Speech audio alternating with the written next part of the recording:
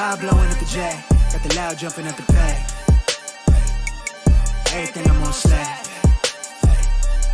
Everything I do is got the Benz jumping at the bay. Vibe blowing at my J. Got the loud jumping at the pay. Everything I'm on slack. Maybe with the Brazilian, this would be the first. They wild, I think. I'm innocent. Bro, you hear that guy?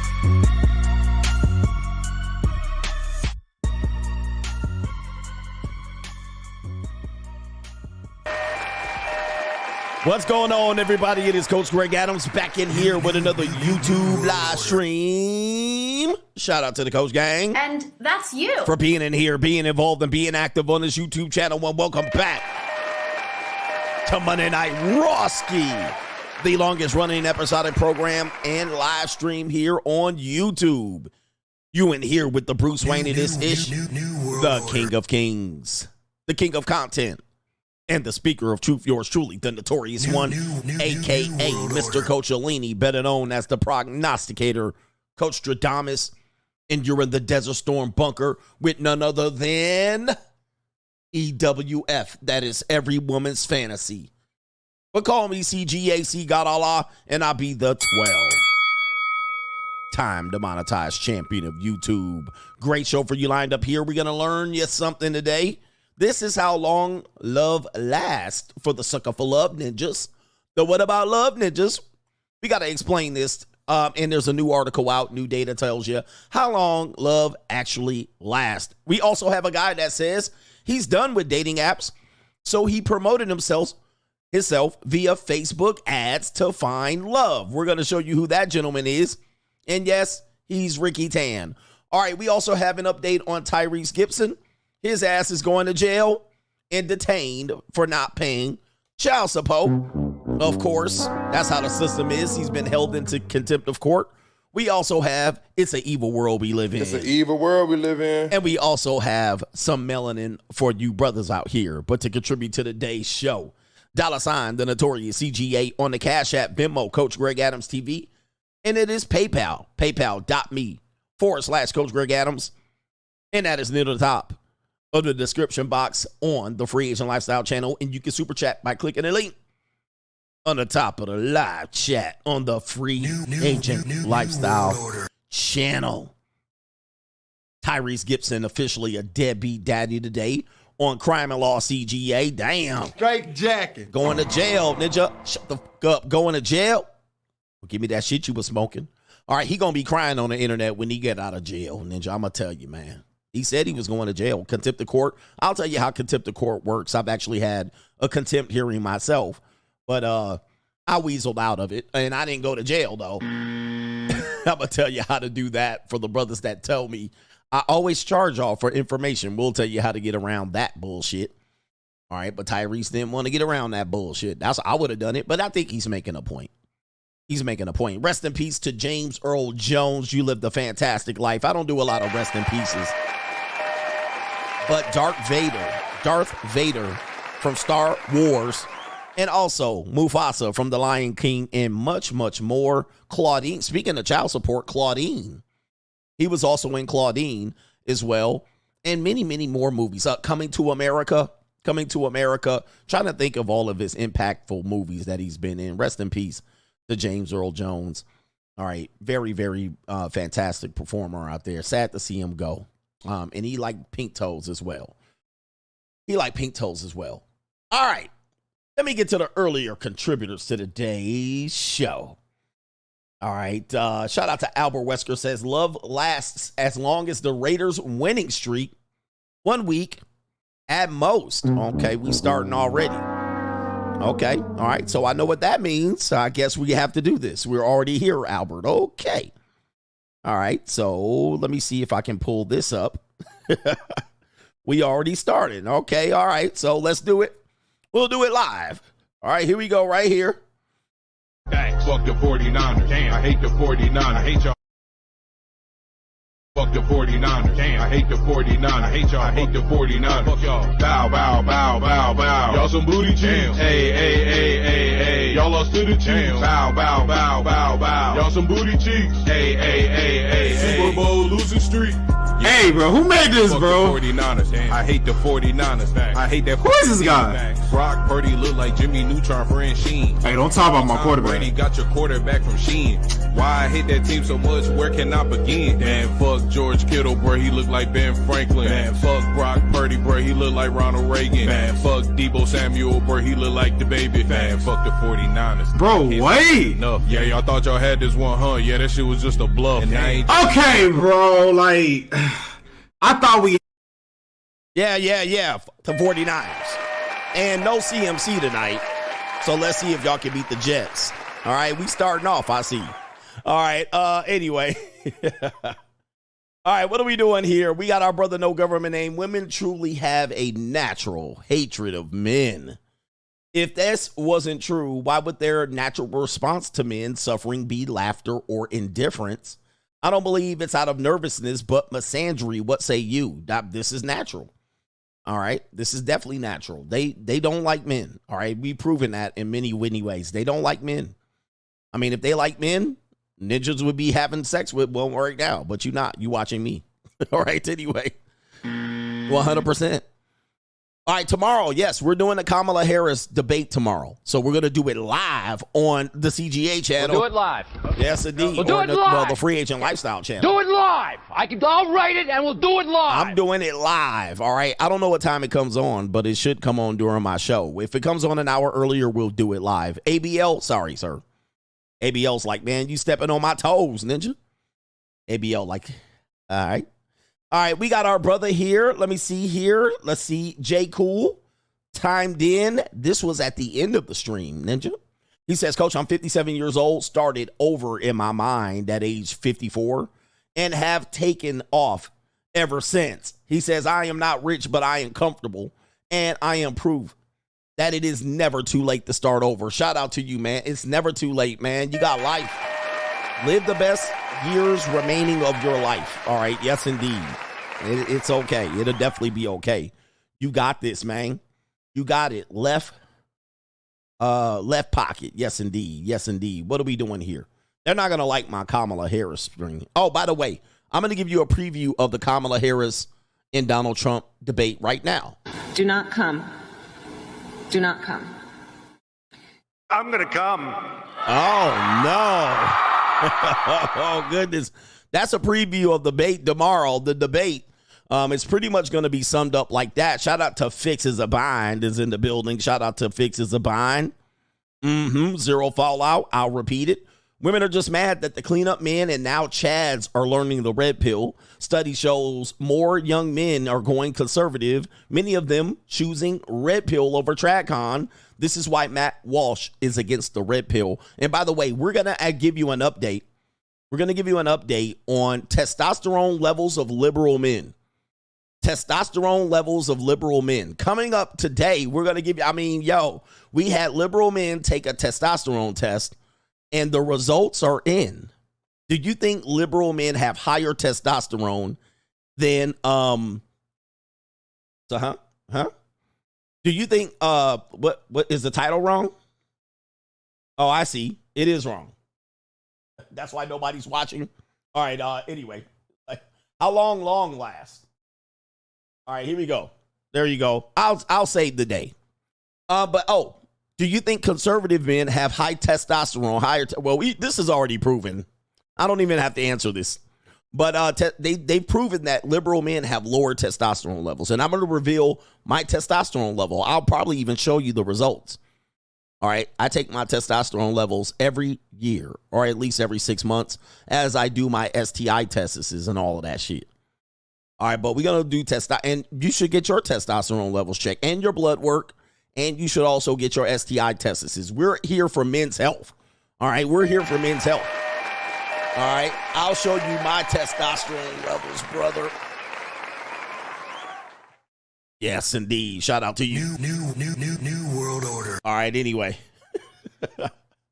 How long last? Shout out to our brother here, Macaroni Tony. The downfall of Tyrese is so shocking to see. A lot of people forget how much of a heartthrob he was in the early 90s and early 2000s, and he was a major simp. Shout out to Tyrese. I can't help you, sir. So, let's get into the show. Let's do this. What part of the show we in? Melanin Monday. Okay, all right. Let's get some melanin on your screen. Oh, sucky now. Here we go. And I like them young, dumb, and full of fun. Yes, indeed. So you gonna see some youngins on my Melanin Monday. The Tyler joint right there. She got her back out. Oh, not the back. All right, come on. Yeah. Okay, what's wrong with? Oh, okay. All right, here we go. My screen all messed up. Woo-wee. Look at this deep, dark, chocolate drop. Okay, all right. I'm not a wig fan, but I'll do her. Ooh-wee. Oh, look at her doll eyes. Look at her eyes. I love it. All right, here we go. Yes, East African. Yes, indeed. Shout out to the sister right here. Ooh-wee. Now that's thick. All right, that's thick. Even though she got a marsupial pouch down there, but I still will pat that pouch from the side. I'm going to pat that pouch. Let's go. Melanin Monday is here. Dr. Umar's favorite day. Hey, Dr. Umar, I might have a video for you on my show today. I'm going to have to pull it up, Dr. Umar. Let me see if I can pull up Dr. Umar's video up here today. Let's get some melanin on your screen. Yay. Hey. Yay. Hold on. Where's Dr. Umar at on my... Maybe it's not on my screen. Oh, maybe it's on another... Okay, it's on another browser. Yes, indeed. Oh, my. Okay, here we go. Oh, my. Oh, look out. Here we go. Oh. Okay. Oh, my Lord. She's just flipping it around. Oh. Let's go. Yay. Yeah. Ooh, wait, look at the sister right there. That skin just a glowing out there. Yes, sir. Hey. Yes. Let's go. I had some thick sisters for y'all earlier this morning. If y'all wanted some thick sisters, I had some thick sisters for y'all. Tell the show I had thick sisters for y'all earlier. Don't be mad at me. All right, this girl, is she out of plastic? What in the world? Okay. Yes. Yay. Let's go. Woo-wee. Yeah, sis. Man, she need to come over here and let me test that out. I need a test drive. Right on this one right here. This African sister right here. I need to test that one out one good time. All right, here we go. I got one good time for you. Yes. Yes, it's in the eyes on this one. Yes, indeed. Woo-wee. Oh, the humanity. Woo. I got to go back to that one sister that her video went out right here. Where's her video at? I need to get her back up on the screen right here. Okay, there it is. Oh, her video don't want to show. No. All my videos went out. Oh, my goodness. They knew I was up to no good with that one. They knew I was up to no good. Okay, we'll throw her on the screen for you right there. You knew they knew. They knew I was up to no good. Oh, my. All right, hold on for a second. Okay. Oh, my goodness. Okay, what in the... Here we go right here. Just... What the hell? Oh, my God. No way. All right, she on Al Gore's internet doing this. Okay. Oh, okay. Ninja, I'm going to the JUCO. That's definitely I'm getting a buy fix. I'm fixing a buying on that one. Let me see if I can do this real quick. Let's see. Is this the right one? This is not even the right tab. Hold on for a second. I got a lot of stuff going on right here. Let me see here. Pull this up. Is this Dr. Umar Infande? Yeah, here's Dr. Umar. He put this video up earlier this week. I think he did put it up this weekend, and the video was of the Alabama player. What's the brother's name? The Alabama player Milroy, whatever his name is. Apparently, Dr. Umar had some words for this brother here. He plays the quarterback for it looks like the quarterback for the Alabama Crimson Tide, Roll Tide. But take a look at this. So he's a snow bunny lover. All right. He got a snow bunny, and there's all of his family surrounding him after the game. And take a look at what happens here. Oh no, that family hating. Oh, look at the white girl. Okay, so that's mama right there. Dear mama, lady, don't you know we love you, sweet lady? And mama getting a hug. But take a look at the white girl, Snow Bunny here, waiting in the wings. And it looks like she's hugging up on the sister. I don't know if this is an old clip, by the way. I don't know if this is an old clip, but I think the family is disgusted at this, Ninja. They like, Where the white women at? Oh, no. Pink toe lover. All right. Wow. Not old Melody Monday. There go mama's house. Yep. There go mama house. There go mama Mercedes Benz. There go her C-Class. There go the sister. White woman gonna get all that money. Where the white women at? Hey, Pop's like, damn, I wish I could get a white girl. All right. You know, Pop's wished all his life he can get a white girl. All his life. But Ninja, you can't get no white girl. Your black sister, your black mommy ain't gonna let you get no white girl right there. But look at, they mad as hell. Why Dr. Umar put this up? All right, then look at the white girl. A good look, all in it. She in there milking that NFL salary. All right, she in there milking it. Straight jacket. Ooh, she hugging. Look at her, boy. She like, I got you. You can bust inside me raw. All right, I don't care what you do. You can beat me, choke me, whoop me, spank me, lick my pink toes, bust on my toes. You can do whatever you want. And the family know it too. They like, damn, this dumb Negro right here, he gonna lose all our money. Where the white women at? Dr. Umar was upset. Look, oh no, not Snow Bunny right there. Hey, where are the white women at? Oh no, they mad. Oh, damn. Straight jacket. All right, she got that money. Cha-ching.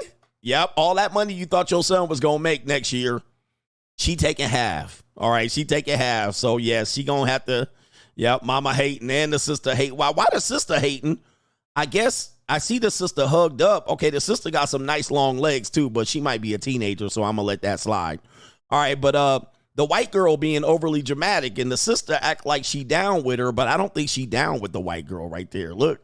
Oh no. Jesus. Where the white women at? This nigga, hey, they know that money gone because he's going knee deep in that white little Snow Bunny. He going knee deep, raw. He hitting that bottom, and she just taking shots. She just taking shots. She trying to get pregnant right there. She trying to get pregnant. Oh, no. What a disaster. What did Dr. Umar have to say here?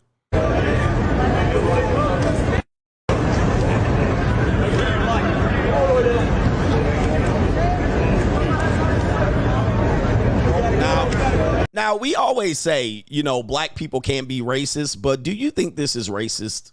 I know it's her son. It's her son. But let's just say a white family did that.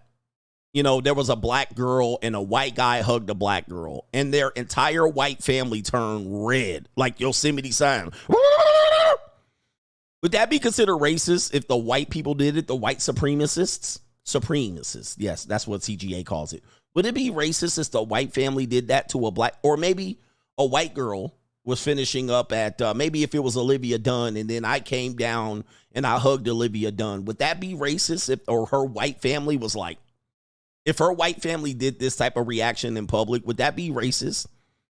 I mean, it would be racist. It would be supremely racist. But is this racist, or are they just hating? Yeah. What if it was a sister? Would they do this? All right. That's straight racist right there. All right. But they trying to protect them. I mean, that's what they're doing to a white girl. If I was down there with, let me just do this on, I know it's Melanin Monday, but let's pull up Olivia Dunn just for shits and giggles. All right. Just for shits and giggles. If Olivia Dunn got done with her gymnastics meet right here. All right. Olivia Dunn got done with her gymnastics meet, and I showed up down there for my hug. Get him, daddy. And Olivia Dunn's parents had that reaction. Would that be just protecting her? Or would that be racist? That's an interesting question, because I would be down there. Okay, Olivia, you're done with your gymnastics meet. And I came down there and I started hugging on Olivia Dunn. Where the white women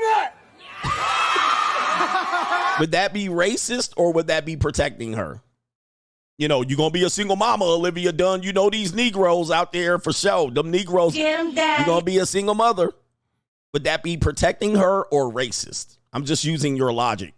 She got done dancing on the mat like this, and I was her boyfriend, and I came down there. Would it be racist or protecting her? Could be both. So it could be both. All right, all right. It's Melanin Monday, but for some reason, Where the white women at? that was Dr. Umar's fault, by the way, just so y'all know. I didn't have that set up. That was Dr. Umar's fault. All right, let me check if there's any other super chats on today's show. Let me do this. I'm actually got to switch my browser. Where's the browser? Oh, okay, I did switch it. Is it the switch on there? Okay, I think I got it right. Interesting show so far. Interesting show. They would be looking at me like, now, nigga, you know, we would string your ass up. All right, anyway, they'd be like, no, we protecting you. No, you're being racist. No, I'm protecting you. You're going to be a single mommy. Well, they have a right to protect her, because I would just be putting hands on hips. Shout out to our brother Brown, says, my love of the pretty senoritas ends as soon as I bust on them feet. Free agent lifestyle for life and Raider Nation for life. Shout out to them pretty feet Latina. I had me a pretty Latina last night. All right, she was a fine foldable little piece of calico. All right, yes indeed. Shout out to the mamacita. So glad. Somebody said do my Georgia voice. Yep, they be down there. Now listen here, boy. Now it's around here, around this town here. You know, we don't come around here and do this and that's here. This here a town that we raise a boy. And we raise good boys around here. So do your best. Take yourself around here. This is a small town now. It's a small town. And if you don't do this in a small town down here, and we don't do these boys around here come around here and you play that football, play a little bit of that football. And you know, when they be talking, they be hella spitting, like they be having spit on their lip, like this. Now you damn right here, boy. Now, I know you run that football, but around here, we don't bring them around this town, boy. It's sundown town. So, sundown, you think take your ass out here, boy. I know you like these white girl, but can't be the type kind, let you be with our kind. You stay your kind, I stay my kind. Understand me, boy? Now don't get froggy around here. You get froggy around here, I'll make you jump, boy. Go back inside. Get my 12 gauge around here.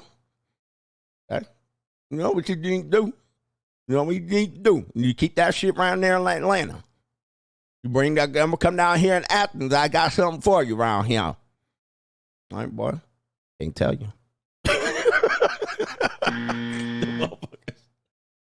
These niggas around here, these niggers done lost their mind, these niggers. All right, they don't see the N-word, no hard R. You goddamn niggers done lost their cotton picking mind. Well, then the South gonna rise again. I tell you, these boys. He can run a good football, though. He can run a good football, but I ain't got no time. When the football game over, boy, you gotta get up out of here. It's a different time, but time ain't caught up with me yet, boy. As far as I'm still alive, boy. Right. You niggers come around here, y'all uppity niggers too. I think because y'all got a little degree and we down here poor riding pick 'em up truck, your boys can come down here and take our girls, but I'd be damn. It's over my damn body. These my daughters right here. All right. I know my girl look good and all that, but I got her preserve. I got her preserve for the white kind. Yo kind. All right. All right. Shit. All right. Shit. Where we at here? Shout out to our brother Leon L. Leon Lovelace says, I realized a while ago that we're in the roaring 20s. But this time, there's roars of pain and anguish. Hit us all with I'm in my car. Shout out to you, man. Yes, indeed. Look what she did to my car. Look at this kid did to my car. I can't stand this hoe. I can't stand this shit. Yeah. Fuck this shit. Shout out to you, man. Yes, we're in the roaring 20s. As a matter of fact, they kind of mentioned that during COVID, that this is an exact replica of the roaring 20s. All right, we are in the roaring 20s. The dictator says, shout out to the Raiders. He says, we tied in the division. Oh, no. Oh, no, tied for last place. Shout out to our brother Ronnie, Bobby, Mickey, and Mike Brown says, had 2 Melanin junior colleges last night. Melanin. But they like that last piece of calico that I had up on the screen. I'm an old school man. All right, shout out to the women here. I'm an old school brother. Now, it don't always work out your way, but I'm an old school man. All right, Sheldon CPR says, men need to learn a lesson from Tyrese shaking my damn head. And that woman is going to be on your YouTube talking shit. Right? Having y'all simping, that woman. You know who I'm talking about, Samantha Lee. She going to be on your YouTube acting like a righteous sister. All right, what are we doing here? Let's get to the show. Hey, we starting with it's an evil world we live in. Hey, we're not even starting with Straggle and Sniggle Theater. It's an evil world we live in. Okay. It's an evil world we live in. I got to take some things off my screen here. I got so much stuff here. All right, so let's get the tab up. Slow down. It's the evil world we live in. All right, first and foremost, we have Post Malone. Post Malone says, well, you can't see the article. Post Malone said women weren't interested in him until he earned $1 million. I got money. Damn. And he said, and I was like, this is how this works. Okay, according to Post Malone, you guys know Post Malone. That's him right there. All right. I don't know if he's a rapper, a singer, a country singer. What is he? This ninja doing everything. But he's a weird individual. He's a weird looking individual. There he is right there, tattoos on his face. But this is what he had to say about life, relationships, and women. He says Post Malone has opened up about his life before fame, revealing that he was a loner before making millions of dollars. Since beginning his career as a rapper, singer, songwriter, Post Malone has found major, I think it meant hits. All right, they have a typo in here. All right, come on. Right there. Major hits. Songs such as, well, who cares what he's written? All right, it says right here, he has also, I don't care what he's talking about there. However, the 29-year-old rapper, whose real name is Austin Richard Post, hasn't always had luck when it came to romance. This is where you find out love is not real. According to an episode of This Past Weekend podcast with Theo Von, Malone revealed that he considers himself a loner before he got famous. When asked by Von if he was a ladies' man earlier on in his life, the rapper was quick to respond with the absolutely not. Malone then went on to add that he couldn't even remember the first time he had success with the opposite sex, joking that he probably made $1 million by that point. Damn. Oh boy. Oh boy. All right, it says right there, despite the rejection, Malone was quick to add that it worked out in the long run for him as he spent most of his teenage years playing the guitar. And then the money came, he said, and it was awesome. It took money. Oh, no. All of a sudden, I got money. You think you getting girls now because of your looks? Oh, no, not your looks. So if it wasn't for him becoming extremely talented, he would have got no pussy. All right. He ain't one of these guys that's like, I was out here slanging when I was in high school. So it said it took him learning a craft, practicing many, many hours, 220,000 hours at his craft, becoming successful. And then he got bitches. All right. Yes, that's what he said. He says, and then came the money and it was awesome. And then he says, this is how this works. Oh, no. This is how this works. That is an evil world we live in. Hey, it's an evil world we live in. Hey, by the way, Tupac said the same thing. All right. He had that classic clip. Tupac said the same thing. He said, I was at the same nightclub a year before. Nobody knew me. Nobody wanted to talk to me. Everybody was looking me up and down. Soon as I get on TV, on a movie, on a video, the girls, the hoes going crazy. Titty shaking, ass shaking, and so forth and so on. Mike Jones said it too. Mike Jones said, back then hoes didn't want me. Now I'm hot. Hoes all on me. Scarface said, first you get the money, then you get the power, then you get the bitches. And DJ Quick said, fool don't be no dummy. Okay, so that's how it works for the majority of men. Shout out to the men that it doesn't work for this. All right, you're leading with your wallet. You're leading with your wallet. All right. Simp talk. Simp talk. That's got to be incel talk. All right. You lead with your wallet. Don't lead with your wallet. We don't talk about that over here, nigga. We ain't foolish. All right. I know a little bit too much around the world. All right. That doesn't mean that you are just tricking. That doesn't mean you're just tricking. We're just talking about most men. That's where it is. And we were talking about a lot of guys. You just underachievers. You just don't want to work. You just don't want to put in no effort, even in your own life. When you have a craft, you're like, you don't need to do all that. You don't need to spend 20,000 hours, coach. Okay. All right. But this guy's going to spend 20,000 hours. That's my competition. I'm still competing. I'm not competing against people that don't want to work. I'm competing against people putting in that work. So yeah, you might not think I need to do it, but my competition says otherwise. All right. Yes, indeed. Shout out to Post Malone. And we have this sister that says, on this evil world we live in, there she is right there. I think it's a sister. Or it's a sister that looks like her daddy with a wig on. She says this. Men who travel solo, first of all, I don't trust them. I think that men are not conditioned to be by themselves. They don't know how to be by themselves. They don't know how to just have a good time on their own. Men who travel solo, first of all, I don't trust them. I think that men are not conditioned to be by themselves. They don't know how to be by themselves. What the hell? Oh my God, no way. And I love this first comment right here. Look at this comment. Bitch, we're by ourselves 99% of the time. We're always by ourselves. Like, if you understand men, we're always by ourselves. This is a great, fantastic first comment. What are you even talking about? Most men are always by themselves. When they're single, we're certainly by ourselves the majority of the time. When we're in a relationship, a marriage, we're by ourselves. When we die, by ourselves. When we need to work on our craft, we're by ourselves. Ninja, if we are traveling, like the best thing we could do is take another woman? Like, what are we supposed to do? All right, passport gang, stand up. Like, what the fuck? Like, why you mad? Because we didn't invite you? Okay? We didn't invite you because we traveling by ourselves, enjoying all that peace, quiet, and freedom.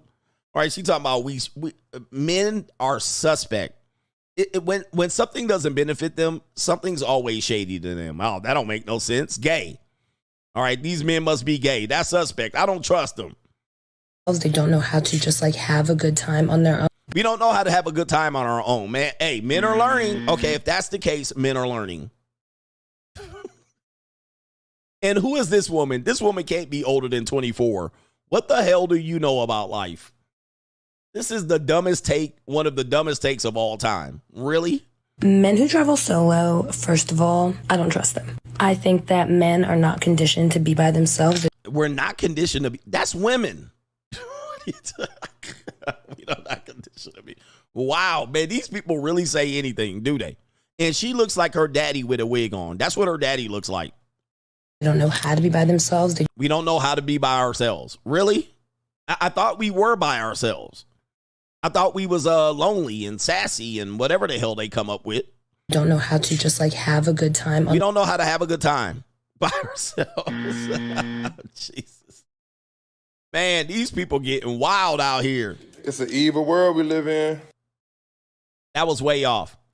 Chat GPT. Shout out to our brother here. Fixes a bind says on Chat GPT, according to him, it proves the 80-20 rule. And it's something that I've quoted quite a bit. But this guy said, let me check CGA's work. And I don't mind you checking my work. All right. Now, what I won't do is listen to y'all shaming me and listen to y'all doing sign language and listen to you call me names and dig up my past. All right. I'm not trying to do all that. You can do all that if you want, if you got hater time. I don't know what you tell you. But most of the time, if not all of the time, I'm right. I hit the nail on the head. I've done the research already. And while I'm not answering DMs, I am researching shit. I'm a researcher. I'm not a DM answerer. All right, but it says right here, here's the question. I heard it is said that 80% of women procreate in their lifetime, while only 40% of men procreate. Are these percentages reasonably accurate? And I'll read the Chat GPT response. The claim that 80% of women and 40% of men procreate in their lifetime is a bit of an oversimplification, and can vary based on different factors like culture, socioeconomic conditions, and time period. However, there is some truth to the general idea that a higher percentage of women than men procreate and produce. So, what's the answer here? That's a lot of Kamala Harris word salad there. So you said, it varies because of people dying in war. Like, vary because of what? I mean, they told me what it varies by. But they said, however, it's generally true. And then it goes further. It says, research indicates that historically, a greater proportion of women have had children compared to men. This discrepancy is partly due to the fact that a small number of men have historically fathered a disproportionate number of children, while women tend to have a more even distribution of reproduction. Now, they said there's other factors that we don't care about the factors, bruh. I don't care about the factors. I don't care about the factors. You're like, well, the factors that I don't give a fuck about. The factors are obvious. Like men die in war. Men are likely to go to prison longer. I mean, the factors are absolutely crazy. 80%, 70% of men are ignored. I mean, the factors are obvious. But we're talking about this with the Cam Newton situation where they find 1 or 2 or 3 guys that have 15 kids, and that represent a small amount of men. In fact, they always say black men, and particularly black men are deadbeats. They're creating all these kids. Well, it is in fact true that only 35 to 40% of black men have children at all. Less than 50% of black men have children at all. And it is in fact true that 80% of black women today have children. They have children. They're the ones having the kids. And most of the time, most women have children by multiple men. And that's not just black women. I've actually done a study that showed you that many women, not black women, many women have children by multiple men. And the numbers, you can't deny the numbers. If 80% of women historically have reproduced, but only 40% of men,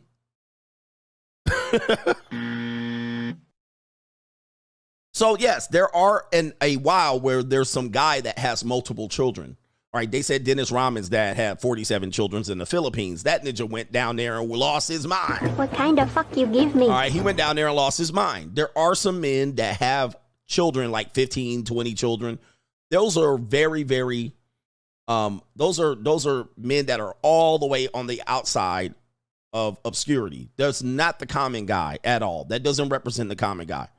But it is, in fact, most of the women are producing children with a smaller percentage of men. So there's your number there. 80-20 rule. This is 80-40. 80% of women produce. 40% of men only get a chance to produce. And it says right here, it says for more specific figures, studies suggest that while the majority of women eventually become mothers, the percentage of men who father children is lower, with variations depending on the population studied. I mean, come on, we got it. We get it. It's different everywhere. But she's saying there's variations. They're not significant variations. For example, a study by the geneticist Adam Irie Walker and colleagues found that around 80% of women in historical populations had children, while about 40% of men did.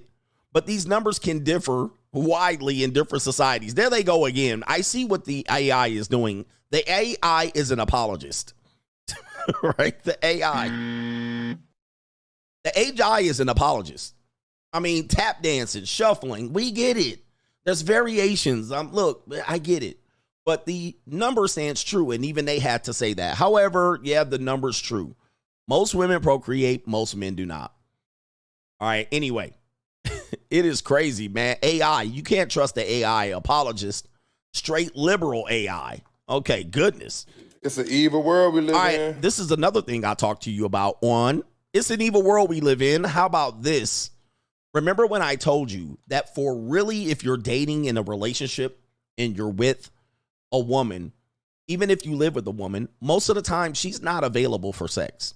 Women will go through several changes throughout a month, really throughout a day. Now, this person has lined up, this woman is lined up for us the different phases of womanhood. So if you live with a woman for a 31 calendar month day, there's really only 5 to 7 days that she's available for sex. Now, this varies. Unlike the AI, this varies from woman and region and whatever. But she's really only available for maybe a week worth of sex. The rest of the time, she's going through some ovulation, her period cycle, which the cycle starts after the period, but she's going through her bloodshed, her outflow. She's going through indigestion, diarrhea, cramps, bloated. She's going through some sort of pre-prep for a period. And then she's also doing some sort of ovulation. So this woman's going to break it down as to the cycles and phases a woman goes through in a calendar month. And really, they're only able to get pregnant 3 to 5 days. So a pregnancy is extremely rare. It's almost as if you would have to try to become pregnant.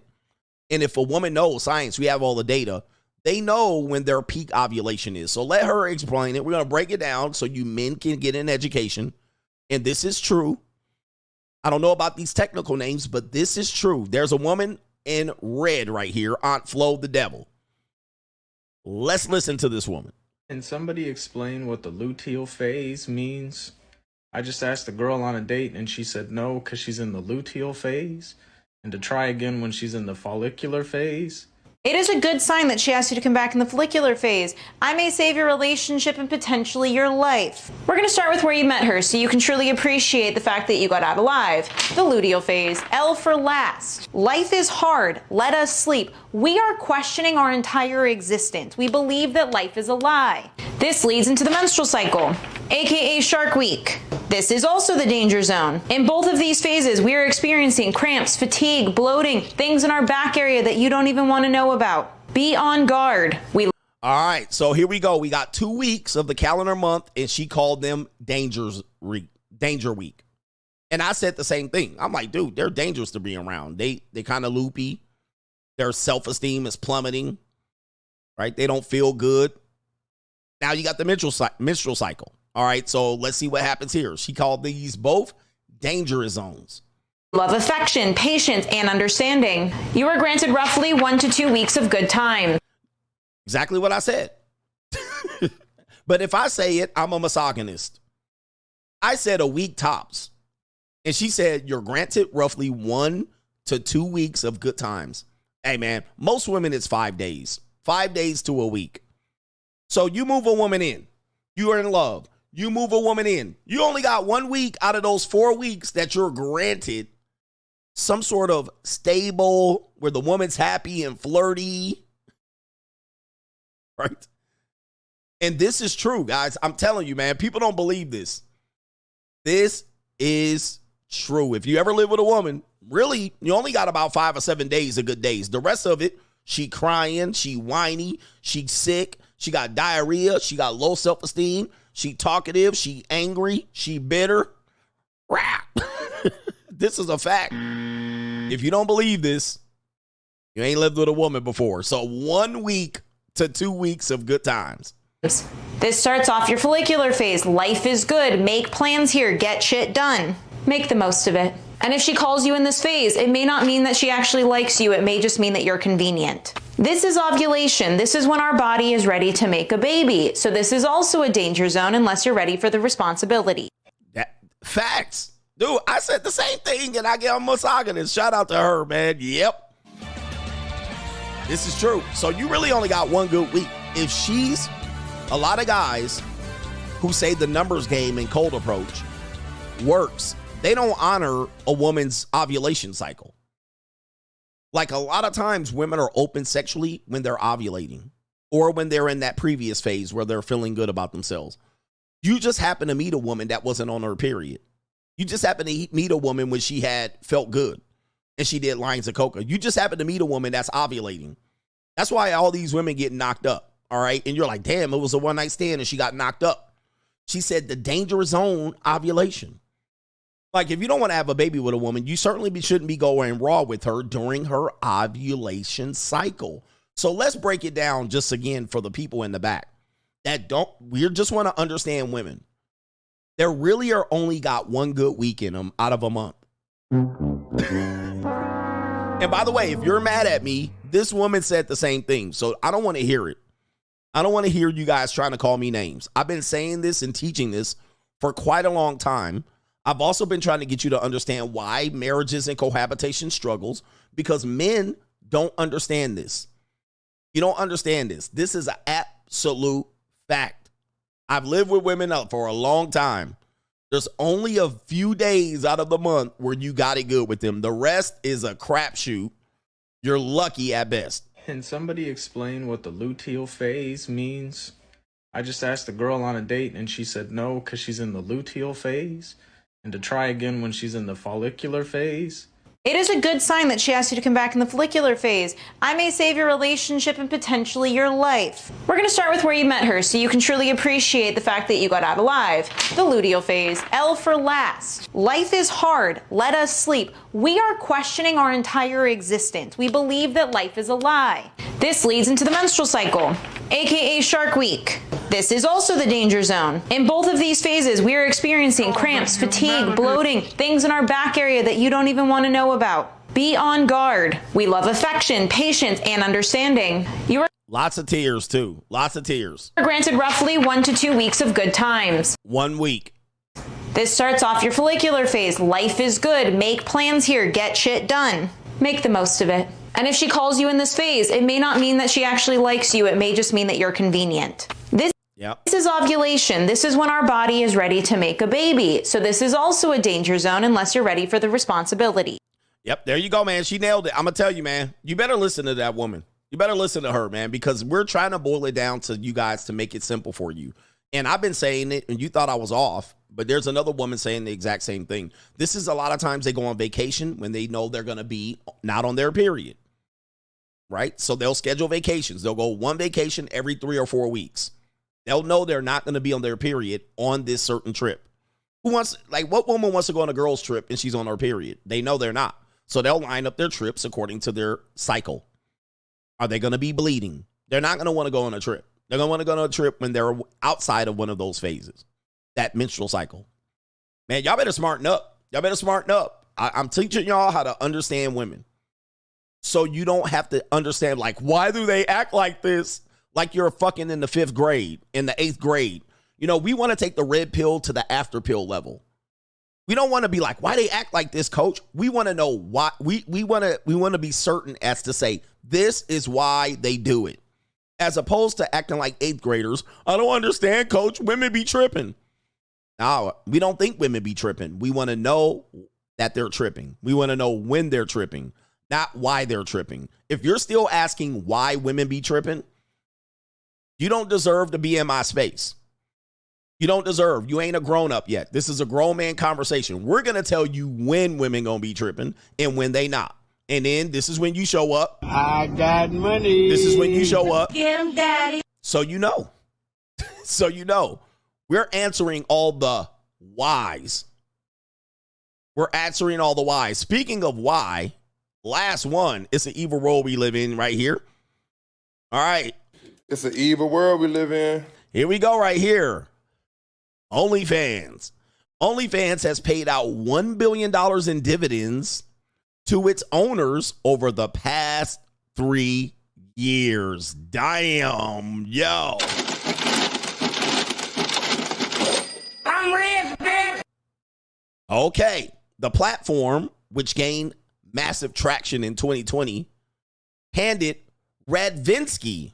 Well, Radvinsky. I'm not going to say what race, what people. We know I can't say that. It handed Radvinsky $472 million in the last fiscal year alone. Radvinsky, a U.S. citizen originally from Odessa, Ukraine, purchased a majority stake in the company in 2018 and has since seen the platform grow to 305 million users and over 4.1 million creators. All right. If you're on the money mindset, I already tried to hip you up to this game. All right. You guys are going to be late to the fucking show. All right. Shout out to the money mindset people. I already done told y'all missing the boat. Okay. Y'all missing the boat. Here we go right here. And it says right here, while the site is widely known for its adult content, it has actively sought to diversify by attracting comedians, chefs, and personal trainers to broaden its user base. Now, I'm a content creator, so I'm always keeping the pulse, and that's true. All right, it's true. All right, they're attracting all kind of alternative content creators, specifically comedians and people to do other variety of things to the platform to broaden its base because their numbers look like the original Instagram numbers. Now, today's Instagram numbers are off the charts, but you have to remember Instagram was even seen as, I'm not going to join it until people could not afford not to join it. Today, the numbers are through the roof. And they're trying to position themselves really, really aggressively. They're doing a lot of marketing related to that. And I've been actually contacted by people that are trying to say that they're trying to diversify their platform.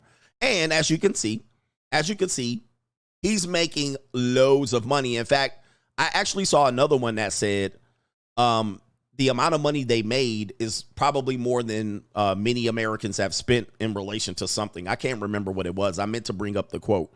But they're making money hand over fist. So people talk about this, and I see people talking about it. Pimping, right? Pimping. Yes, guys, dating apps. Who said this? There was a guy that said this. And I want to give credit to at least 2 people. It could have been one of these 2 people. One master teacher, Skylar DeRulin, or Aaron Clary, because we're all kind of on the same wavelength on this one. But essentially, dating apps, OnlyFans, and what would be the other one? Seeking would be all digital pimps. But Instagram is not have their hand cleans in this and all. They've been engaging in large portions of sexual trafficking as well. So Instagram is operated as a digital pimp as well. So yes, pimping may be dead in the streets, but certainly not so on social media. Instagram has been involved in this sexual trafficking as well, and also allegedly Andrew Tate.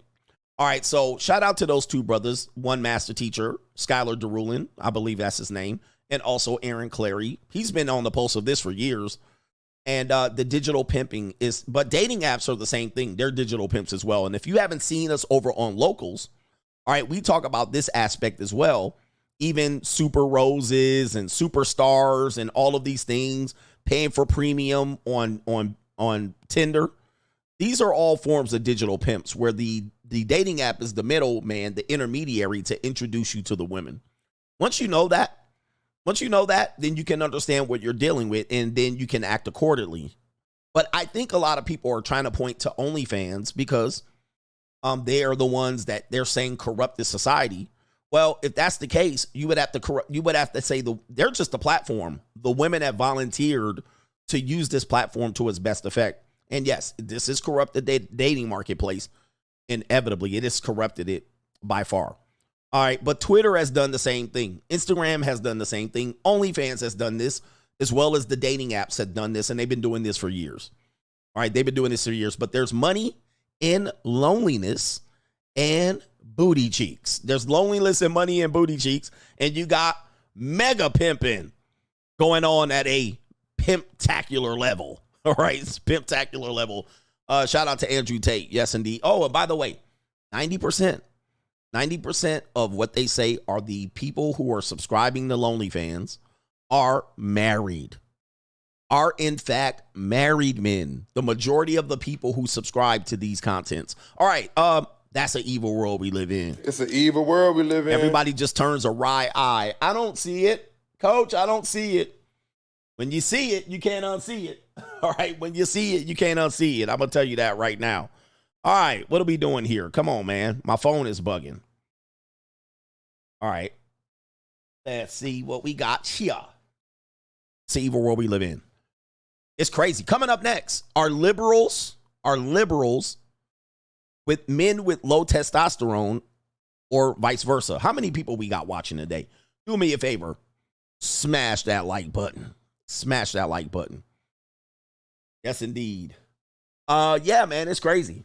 He says AOL email started all this shit. I know, man. Yeah, man. It's crazy. I would tell you a lot of stuff about that particular platform, but I won't share it on here. All right, you got to be on my private areas. All right, for this type of information. I'm not here to tell y'all every goddamn thing. Everyday coach. So you're telling me girls are only good for 1 week out of a 12 months? 1 week. I think you meant 1 month out of 12. Maybe you meant 1 week out of 12 months. He says, so girls should disappear for 3 weeks out of the month in order for a man to get shit done. Well, you should disappear from women for 3 weeks. Right? You should disappear from women for 3 weeks. Like if you're with a woman, you should know her on time and her off time. Okay? You should know. Okay?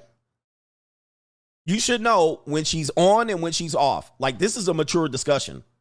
So when you're with her, you should know when her ovulation cycle is. Especially if you busting nuts. Yeah, the Bible says that. By the way, they always said that back in the day, man. Look, they used to send women out. Go on out. Send their ass out there. All right? Send their ass out on a rag. But with that being said, gentlemen, yes, you should know her ovulation cycle. If you're serious, you should know it. You should ask her, when's your ovulation period? Now, if she says you don't need to know, bitch, you don't need to be putting no dick in her. Right? Or you could just figure it out. You can be like, okay, around this time. But it's better to just ask her directly. So what's your ovulation period? Meaning, when are you more likely to have a baby if I skeet in your guts? When are you not more than likely to have a baby? And then put it on the calendar. She's tracking it. Most women track their ovulation. So this isn't a secret to her. By the way, most women kind of know their body. Unless they're on some sort of hormone or birth control or an IUD that doesn't give them a period. Sometimes they can have an IUD that doesn't give them a period. But you should learn it. You should know it. So that way you can figure out when she's going to be on her period. And at that particular point, when she start acting funky, you can leave her ass alone. You can be like, okay, I ain't got no time for this shit. That's if you want to be with women. Like if you want to be with women. Now for me, I like to be like, don't come over here when you're on your period. And then if you're ovulating, probably don't come over here, but I can't control it. But if you want to live with a woman, learn these periods. And really what you're going to find out is she's governed by these things that are going on. She's highly governed by them. Not all women are the same, but she's highly governed by these actions. By the week she talked about, they're governed by this. It's going to explain everything. It's going to explain everything. All of her actions, her mood swings, her appetite, her health. Is she going to be all boiling? I got bubble guts, diarrhea. If she wants to sleep in extra, all of a sudden, why does bitch sleep in the noon on Saturday?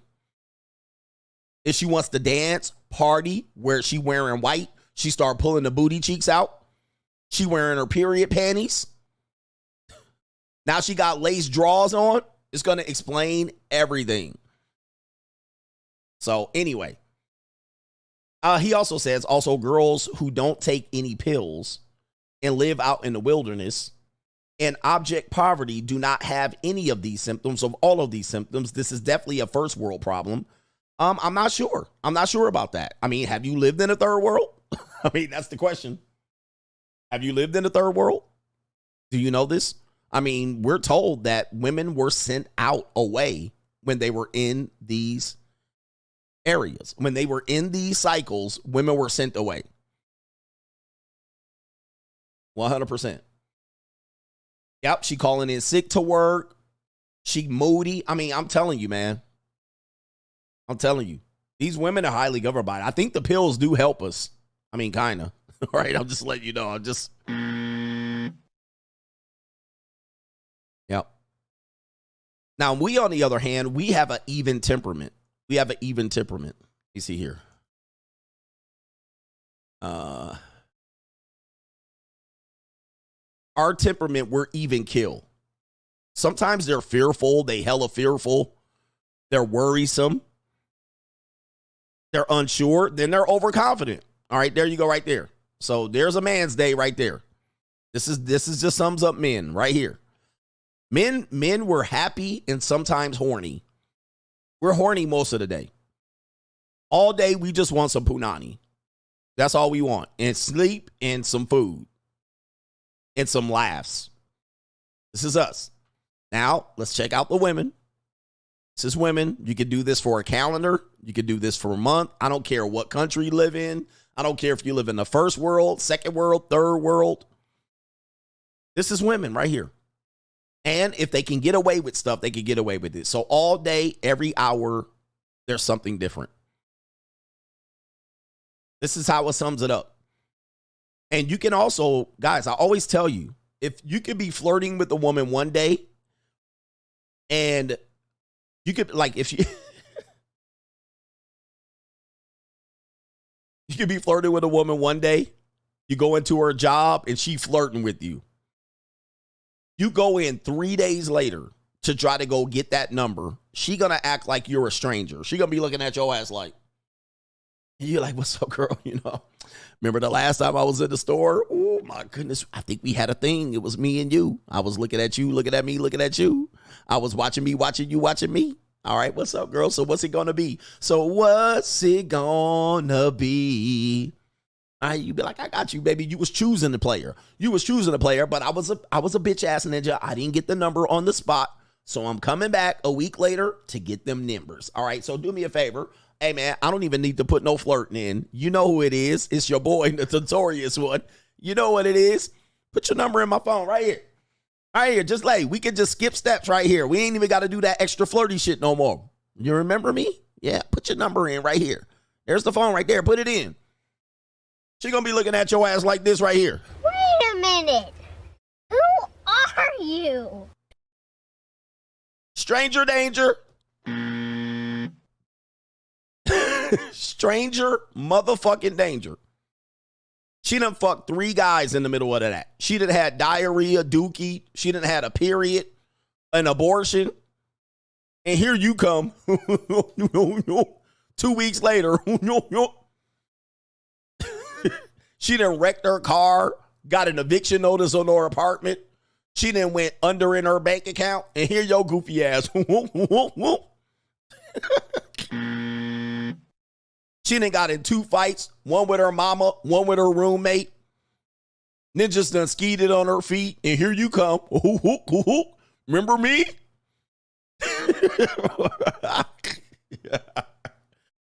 Right? She done got choked out and had an orgasm. Ninja, she done squirted on some man's mattress.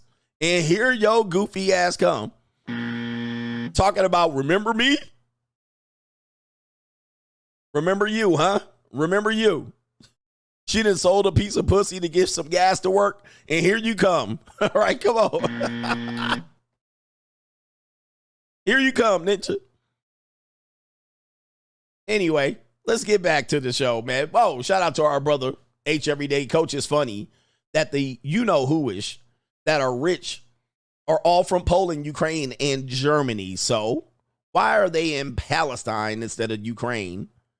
That would be a better location instead of the desert. Well, that's out of my geography.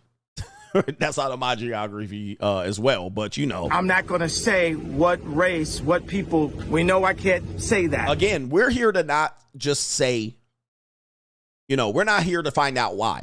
We're here to tell you why. All right. I always tell you why. I will always give you a logical conclusion. And I'm one of the only guys that will tell you this. Some people will be like, and women do this, and women do that. Doy. And they upload that shit. Look at what these women are doing. Oh, they're crazy. I'm the only guy that will give you a why.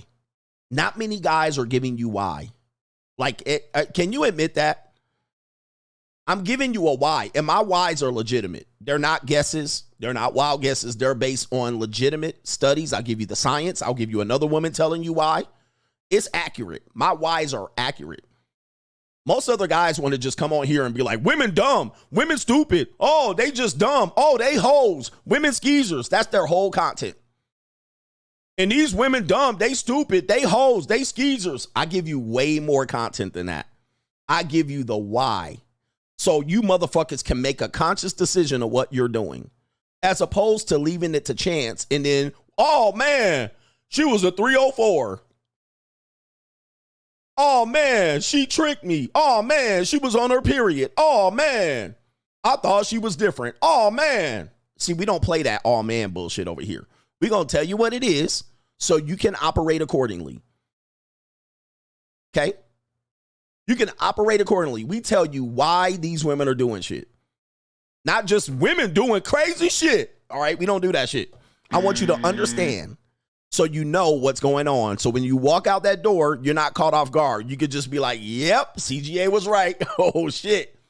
And I'm going to be right to the tune of 95% with a standard deviation of 4. All right, I'm going to be right.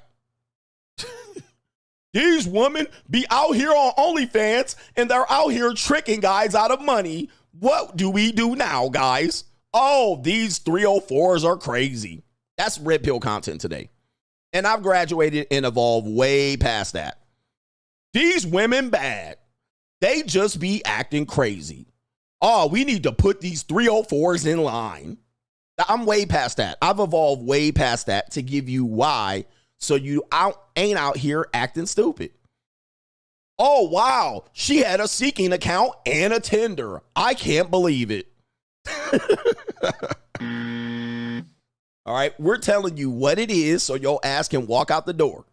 So you know what the fuck you about to run into, because most of y'all about to run into a buzzsaw. Women, bad. Men, good. We're righteous. 80-20 rule. Dating sucks. Dating apps are a waste of time. Every red pill video I see, I'm like, God damn. I'm like, this shit is like, hold masculine frame. All right, just stop dating. This the after pill, y'all. I'm going to tell you why, and I'm going to be mostly right. All right, I'll give you a bit of it that I'm not going to be right about. All right, shout out to Joshua Moon. Don't let a bitch F your money up or get you deleted. Skitty pop pop and a boom boom brr, boom. All right, we got some crime and law coming up next.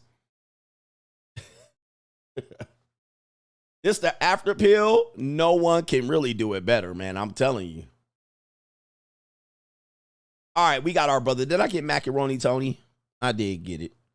Let's get back to this part of the show right here. Women are doing, oh, we got some more. Oh, shout out to liberal men. It is said that most women who identify as liberal are mentally unstable. Let me give you the evidence just so you guys don't think I'm making it up, because we do have a lot of new people here. And you think I'm pulling stuff out of my ass, pause, but I'm not. I've already done a show on this. Let me see here. But let me see here. It is said right here, the despair of liberal women. Now, this will tell you why I believe liberal women is a disease. It's a disease. I mean, it has to be a disease. But it says the mental health crisis among young liberal women. It says 58% of liberal white women aged 18 to 20 have been diagnosed with a mental health condition for some reason. Oh, my screen is frozen. My screen is frozen. All right, hold on for a second. All right, hold it. Hopefully I can continue to do this show. But you heard this right. 56% of liberal white women aged 18 to 29 have been diagnosed with a mental health condition. All right, my internet is tripping. Am I still on? Hold on for a second. I'm trying to click links and it's not letting me click the link. All right, but here we go right here. Why depression rates are higher among liberals. This is a Columbia research. It looks at the politics of despair. Now, this should not be a shock, because if you look at the amount of raging liberals, they be out of their mind, bro. All right, they be out of their mind, but they're telling you that. Now, I'm not going to spend too much time on this one. This should be well known, but I was just referencing the study. But there's also a study that says most liberal men are beta males. Now, I know beta, alpha are bookmark terms. They're just terms to quickly figure out who's who. Now, it doesn't mean you can't be an alpha and a liberal. It doesn't mean you can't be a beta and a conservative. There's certainly alpha and betas amongst all of them, but we know that liberal men typically suffer from beta male syndrome, and even the selection of Tim Walz was to get a more alpha male presentation. It is to get a more alpha male presentation. So this has been, they picked the male coach, a rah-rah guy, a guy with a history of being in the military, albeit it is stolen valor, but they picked a rah-rah guy, a guy that actually men could identify with. That is one of the sole reasons Tim Walz, whatever his name was picked. Now, according to this channel called The Black Conservative Perspective, this is how you share a video, guys, by the way. I've always got these guys, man. They get my video and they'll just go straight to the video and take me out of it. But this is how you share it. I was watching The Black Conservative Perspective. He had a video in which he played a video clip of said issue. You see how you give respect? You see how you give credit? Yes, it's hard. I know you motherfucking content creators can't do it. Bitch ass ninjas, beta males, all of you. All right. So the Black Conservative Perspective has this video saying that liberal men from NPR were shocked and devastated after their testosterone test revealed that they had low testosterone. Do you hear what I'm saying? So these men on NPR, which is liberal beta male news, most of the men that you hear on NPR are beta males. They're not considered alpha males. They normally sound like this. They always sound like, they always sound like, I can't tell you what they sound like, but they always sound like beta males. They never really on some masculine shit. These guys took a testosterone test, and their goal was to see who had the highest testosterone amongst the men and the women at NPR, National Public Radio. All right, so this is going to be why we're saying most liberals are beta males. All right, so here we go. Let's go to it. The Black Conservative Perspective. This is this brother right here We're going to review his video of another video. Imagine that. Imagine that. That's how easy it is, content creators. All right. That's how you say somebody's name. Don't just run off with the video, because I could have just ran off with the video. All right, here we go.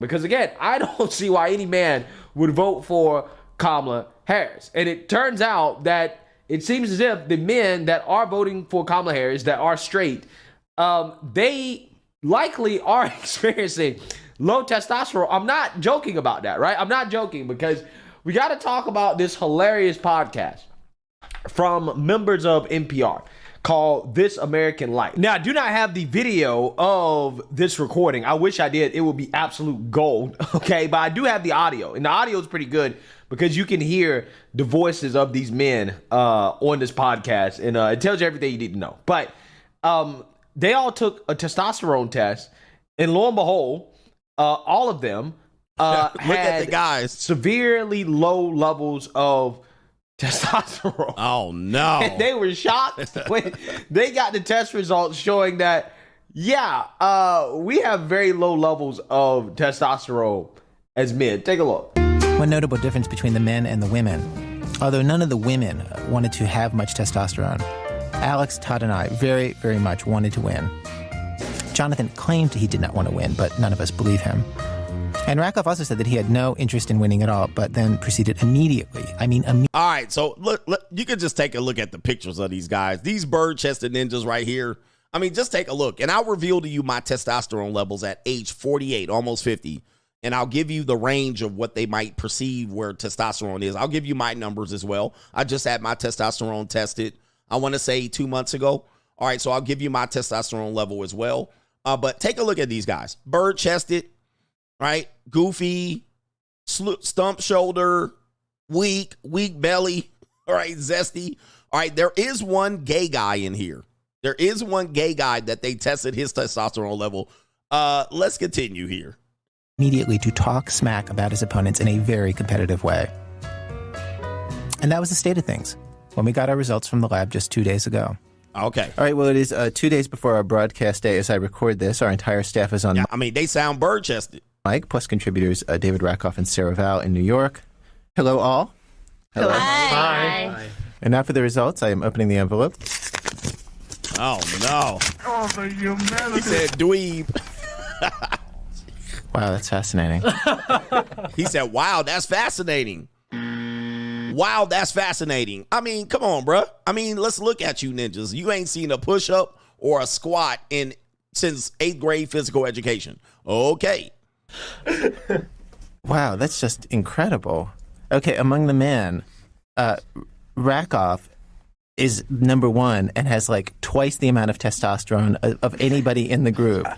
Okay. Now, I don't know who Rakoff is, but it's the gay guy. Just to give you some heads up, the gay male in this group has twice the testosterone level of the heterosexual men that are tested. All right, so whoever Rakoff is, I believe he's gay. He is legitimately an out of the closet gay guy. He has twice the testosterone of the heterosexual males. Not a surprise. All right, let's continue. Wow. This can't be. I told you. Correlation with ball. I voted for you, Rakoff. Oh, everybody's trying to get in with him now that he's number one. Then in order, the men are, it's Rakoff, then Alex at number 2, then me, like a point behind you, Alex, then Jonathan, and then Todd, all very closely grouped together. Wow, but Rakoff has twice as much. As any of us, the gay Canadian Jew. Wow, they said it, the gay Canadian Jew. I'm not going to say what race, what people. We know I can't say that. Now, this is, guys, yeah, you can tell. I mean, you could just tell low testosterone men. And their issues are, they're going to be an anti-alpha male. They're almost always going to be anti-alpha male. Like I said, there's always going to be some alpha liberals, and they're going to be some beta conservatives. All right, so we know that to be true as well. You just look at, like, Matt Walsh. All right, he seems very beta. All right, so there are some beta conservatives and there are some beta alpha liberals. But most of the time, the majority of the liberal men are going to be this. I mean, this has been their biggest issue in this election because men are identifying with Trump no matter what. All right. And most of those guys identify with him because he's a man. All right. He's like the man. You know what I mean? He's like, doesn't take no shit. Okay. So here we go right here. Living in Manhattan. Okay, we really have to dispense with the Canadian. But actually, that is non-corollary. Believe me. What are the numbers exactly? What is it for? What's Rakoff and what? Rakoff is 274. You're 144. I'm 140. Oh my God. Oh my! Even the women know. Shit, that is low. Oh my goodness! Even the women know that is fucking low. What are the numbers exactly? What is it for? What's Rakoff and what? Rakoff is 274. You're 144. I'm 140. Oh my God. Oh my God! Now we got a bitch ass ninja. I know Burgess men will beat me in MMA. Ninja, we're not talking about fighting. We're not talking about fighting.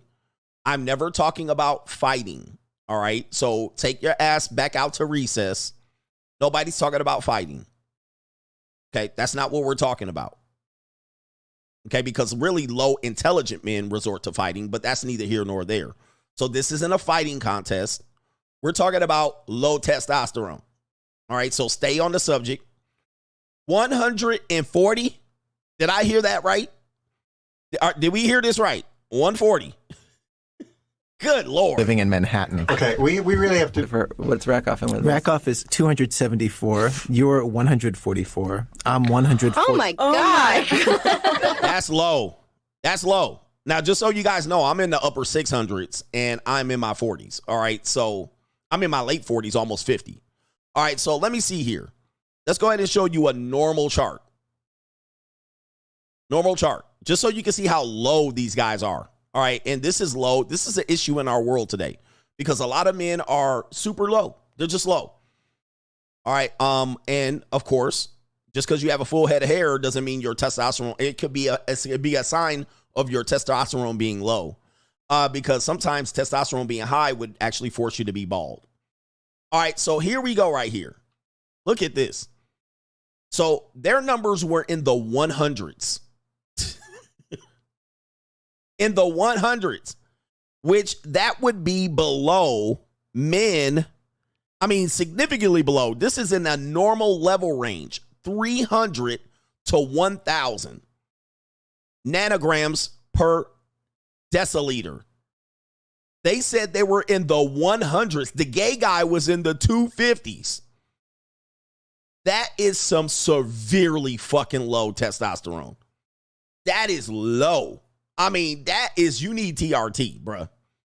And if you get TRT, you need to be on some TRT. Like, this shows you the picture that you're looking at. This shows you why they look like this, right? That is a severe issue going on in our world, and it's causing mad problems.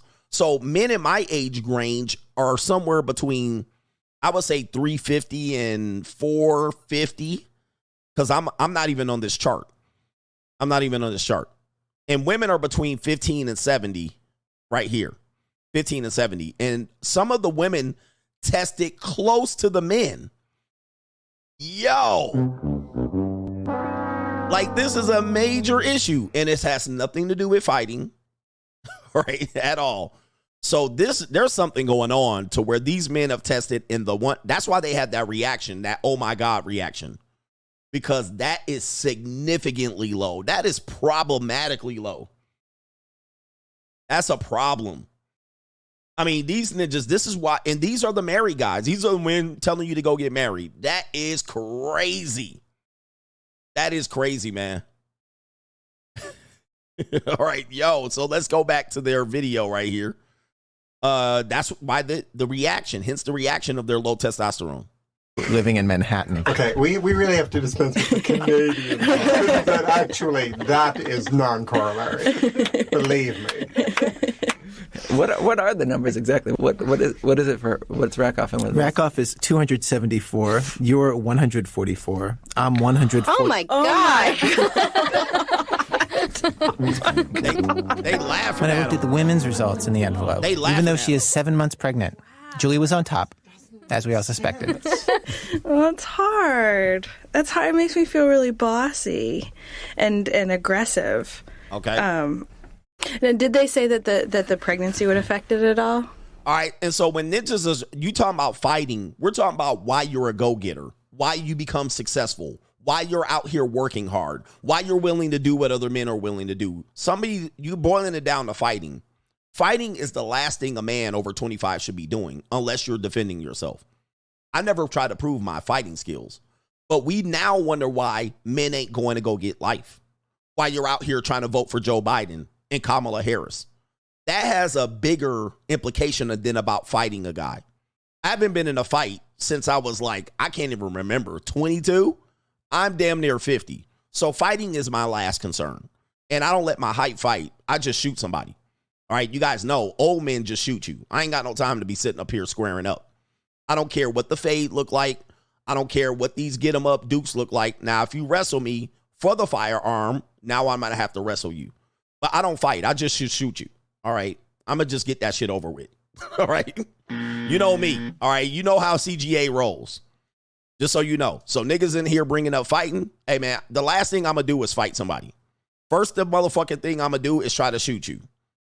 All right, so, nigga, this ain't no MMA competition. I'm damn near 50. I'm trying to shoot a motherfucker. All right, that's what I'm going to do. All right, that's my first level of defense. Then the second level is wrestle me for the gun. The third one is if I lose the wrestling, then I'm dead. But I'm just going to shoot your ass. All right, just so you know. They're just talking about fighting. All right, anyway. All right. Ninja, you come up to me, square up, I'm going to shoot you. All right, so. It ain't that hard to figure out, Ninja. All right, so anyway. I ain't got no time to be fighting. I need to stretch before I fight. All right, but other than that, I'm going to stretch this firearm out. All right, so anyway. All right, that's how you want it. You're going to be laid out stretching, all right, and convulsing and twitching, all right, before I start getting them up. Too old for that shit. Let's get back to the show for these ninjas that think. All right, so here we go right here. Let's see what the ladies got to say. Alex, she says trying to make sure you get in that whole girly pregnancy thing. Yeah, the fact that I'm able to bear children, the greatest gift a woman can have. I have to say, Wendy and Todd, the lowest scoring woman and man on the staff, really did not seem very happy about this whole thing by the end. Todd, like most of the men on the staff, had never been seen as especially manly during his life. But he thought maybe here in this group, compared to the rest of us, he might at least stand a chance. Someone would be girlier than I.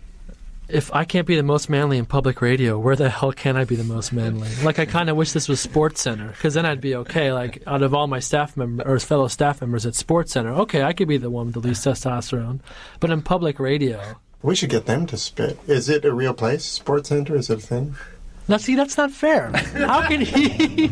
So now when we know why men don't have any balls in their marriage, why they put up with bullshit, why they get in problems with women, why your testosterone decreases when you're in cohabitation, why your testosterone decreases when you have children, when you're around children, you're a teacher, your testosterone decreases severely. So this answers why we're in trouble in relationships. Because most of the time in cohabitation, your testosterone plummets. Now, if you're already coming into relationships with low testosterone and all you got is to simp for your girl and your testosterone is in the 100s, this shows you why people vote and why people demonstrate and why people are against certain people. This shows you exactly what's going on. This is an epidemic of epic proportion. In fact, men today have lower testosterone levels than men our grandfathers, even half the level, because we're comfortable. But then we have problems with women, and then we wonder why. Because they're used to dealing with beta males. All right, these are that's you guys. And that's you. And these guys will tell you, well, you red pill guys, you fake alphas, all right, you can't get with women. I got a woman, I got a wife. Well, shout out to you, you cocktail weenie 2-inch king, millimeter Peter. All right, shout out to you. Hey, yo, chill. All right, that's why you sitting in the cup chair in the corner while somebody's fucking your wife. All right. Yes, because that's happening. Because you know they ain't blowing their wife's back out. You know that ain't happening. And you know a couple of them are Duke shooters. All right. So you know that's happening. But this low testosterone issue does affect us politically. And it affects us in our relationships with women, because these are the people that are going to tell us, I got a successful woman. I got a wife. I got kids. Well, you also got low T. Severe low T. All right. Wow. I mean, shout out to them. We got crime and law CGA. Tyrese Gibson back in the news. Okay, here we go right here. Get your testosterone checked. They do have clinics around here that you can go to that will test your testosterone. Also get your blood work done and your STIs. All right, get your STI checks. So get these things checked so you can stay on top and abreast of where your health is. Also, they will check your cholesterol. You will check all of your vitals, get your heart checked, and then get a colonoscopy and check your intestines. Make sure you don't have any polyps. Make sure you don't have any polyps all in your intestines, all right, that are preventing you from having a healthy life down the line. 100%. So let's get to it right here. Tyrese Gibson in some money issues. Crime and law CGA. Tyrese has been arrested. All right, hold on for a second. Where's my thing here? Crime and law CGA. Tyrese has been arrested. Sorry for 2004 Ruben Studdard style. Tyrese Gibson detained for unpaid child support in an ongoing battle with his ex-wife. His ex-wife is known as Samantha Lee. She is red pill adjacent. She is out here, pallets. Thank you. She is out here saying that she's teaching you men and women on how to be men and women. She's one of the biggest frauds in this space. All right.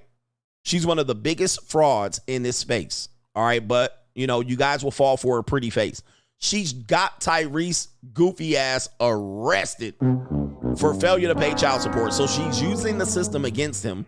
He has a case that is right now that is what do you call it? I can't think of the name. He's appealing a case for a unfair set child support rate. But as that's going on, he is falling behind on child support for the second time. It says Gibson reportedly squared off with the judge for refusing to pay $10,000 a month in child support.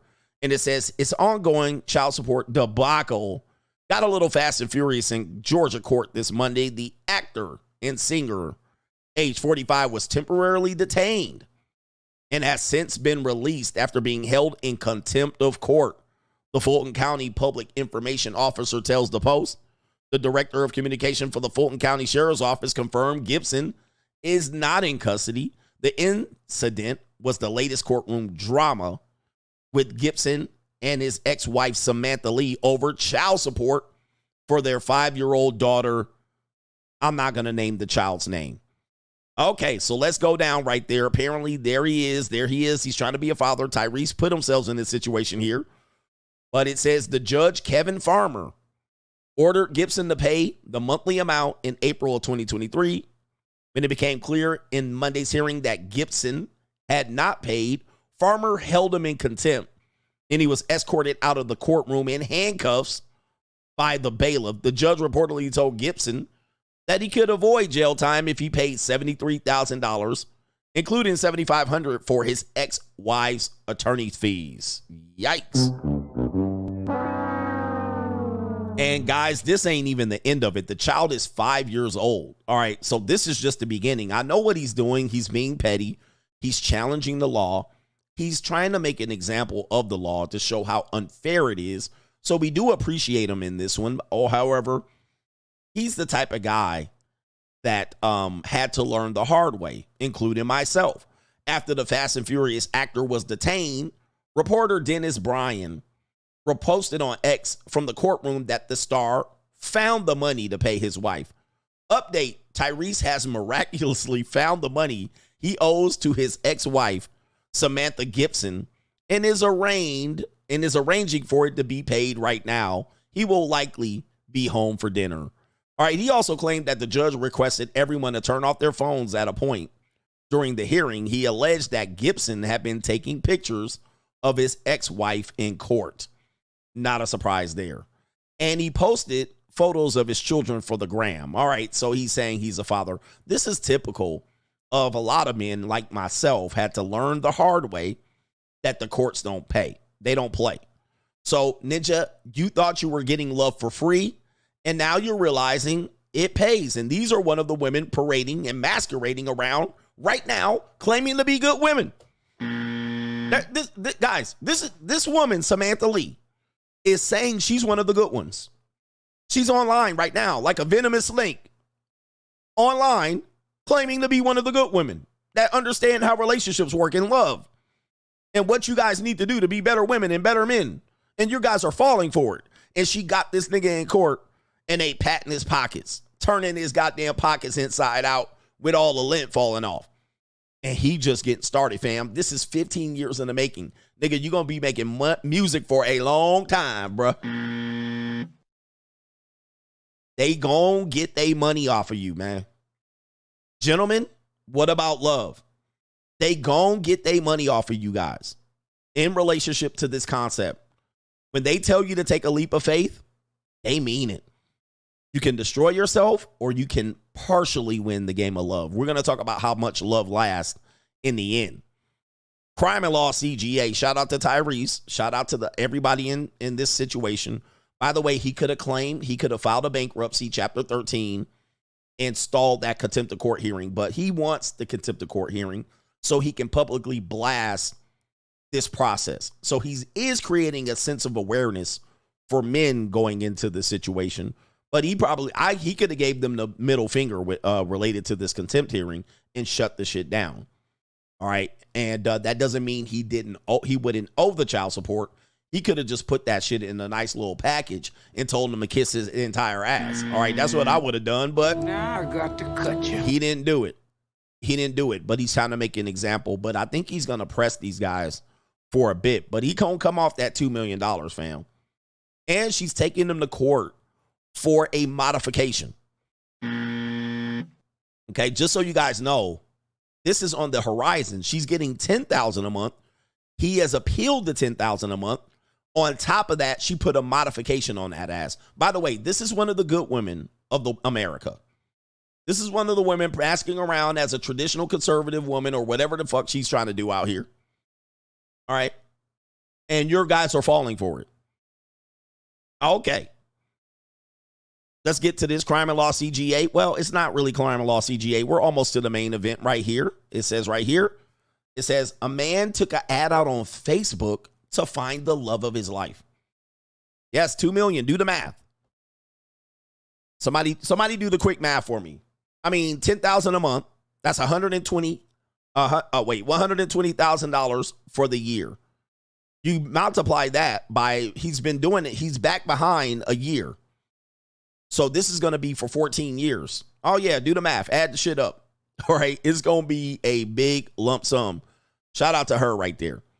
Facebook ad for love. Hi, I am Jack. This guy right now, his name is New York City native Jack Liu, spared no expense when it comes to finding love via social media marketing.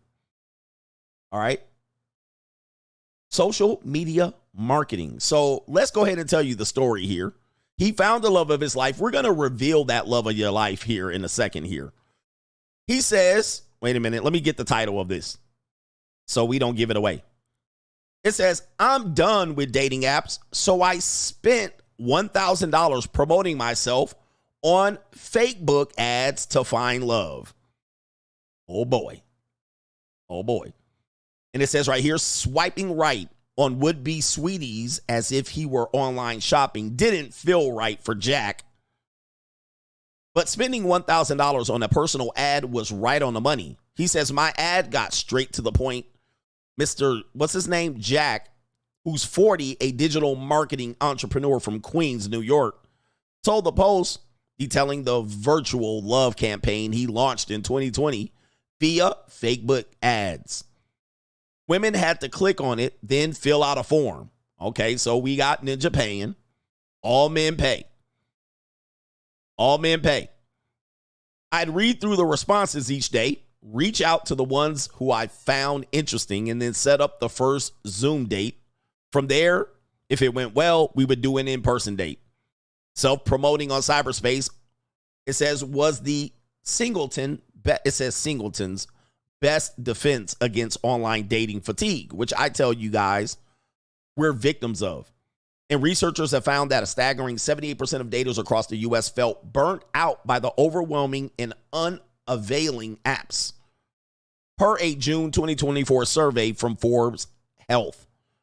Another report on datingadvice.com saw the majority of young men and women, 93% and 88% respectively, seek unconventional meet cutes. I don't even know what that is, as opposed to matches on dating apps. What the fuck is a meet cutes? That's what that is, all right? It says, death of the dating apps. Gen Z prefers meeting matches at funerals and other odd hotspots. Ay. We're done, Ninja. Oh, my Lord. Where are we meeting people? Funerals now? Oh, my Lord. Local events, friends, social settings, social circle. In-person meet cute. I guess that's like a cold approach. Grocery store. Meet cute. Is that what I'm getting at? The fuck is a meet cute? Meet cute is e.g. a grocery store. So a cold approach. Social events, concerts, at work, meetups, local clubs, social circle still. Standing up for a call, social circle. Somewhere atypical, funeral. Social gathering. Again, social circle is the best way. Social circle is the best way to find your mate. Now, for women have a massive social circle, but for some reason they've either fucked or friend zoned everybody in that circle, which is a red flag. I mean, these women, unless she's an introvert, how the fuck did you miss all of these potential mates? In fact, most women have met their best potential mate by the age of 25. Now, that doesn't mean they'll have a successful marriage. It just means they've met enough suitors by the age of 25 to have picked one. Now, getting back to this guy right here. This is the girl that he met right here. Tell me what you think. All right, $1,000 in Facebook ads. And this is what we got. This is the Millie Mouth Muskrat. I'm sorry. This is the young lady. This is the Natasha. This is the this woman ain't hit the wall. I'm just letting you know, nigga. He was 37 when he started. He is now 40. All right. I mean, listen, somebody said, shit, this is better than he probably would have got without the $1,000. All right. And he probably spent more than that. All right. So Ricky Tan got him a flatback, uncooked Cinnabon. All right, soggy 40-plus-year-old white woman. All right, so shout out to him. He got him his flatback. I mean, we got a soggy one, too. I'm just letting you know right now.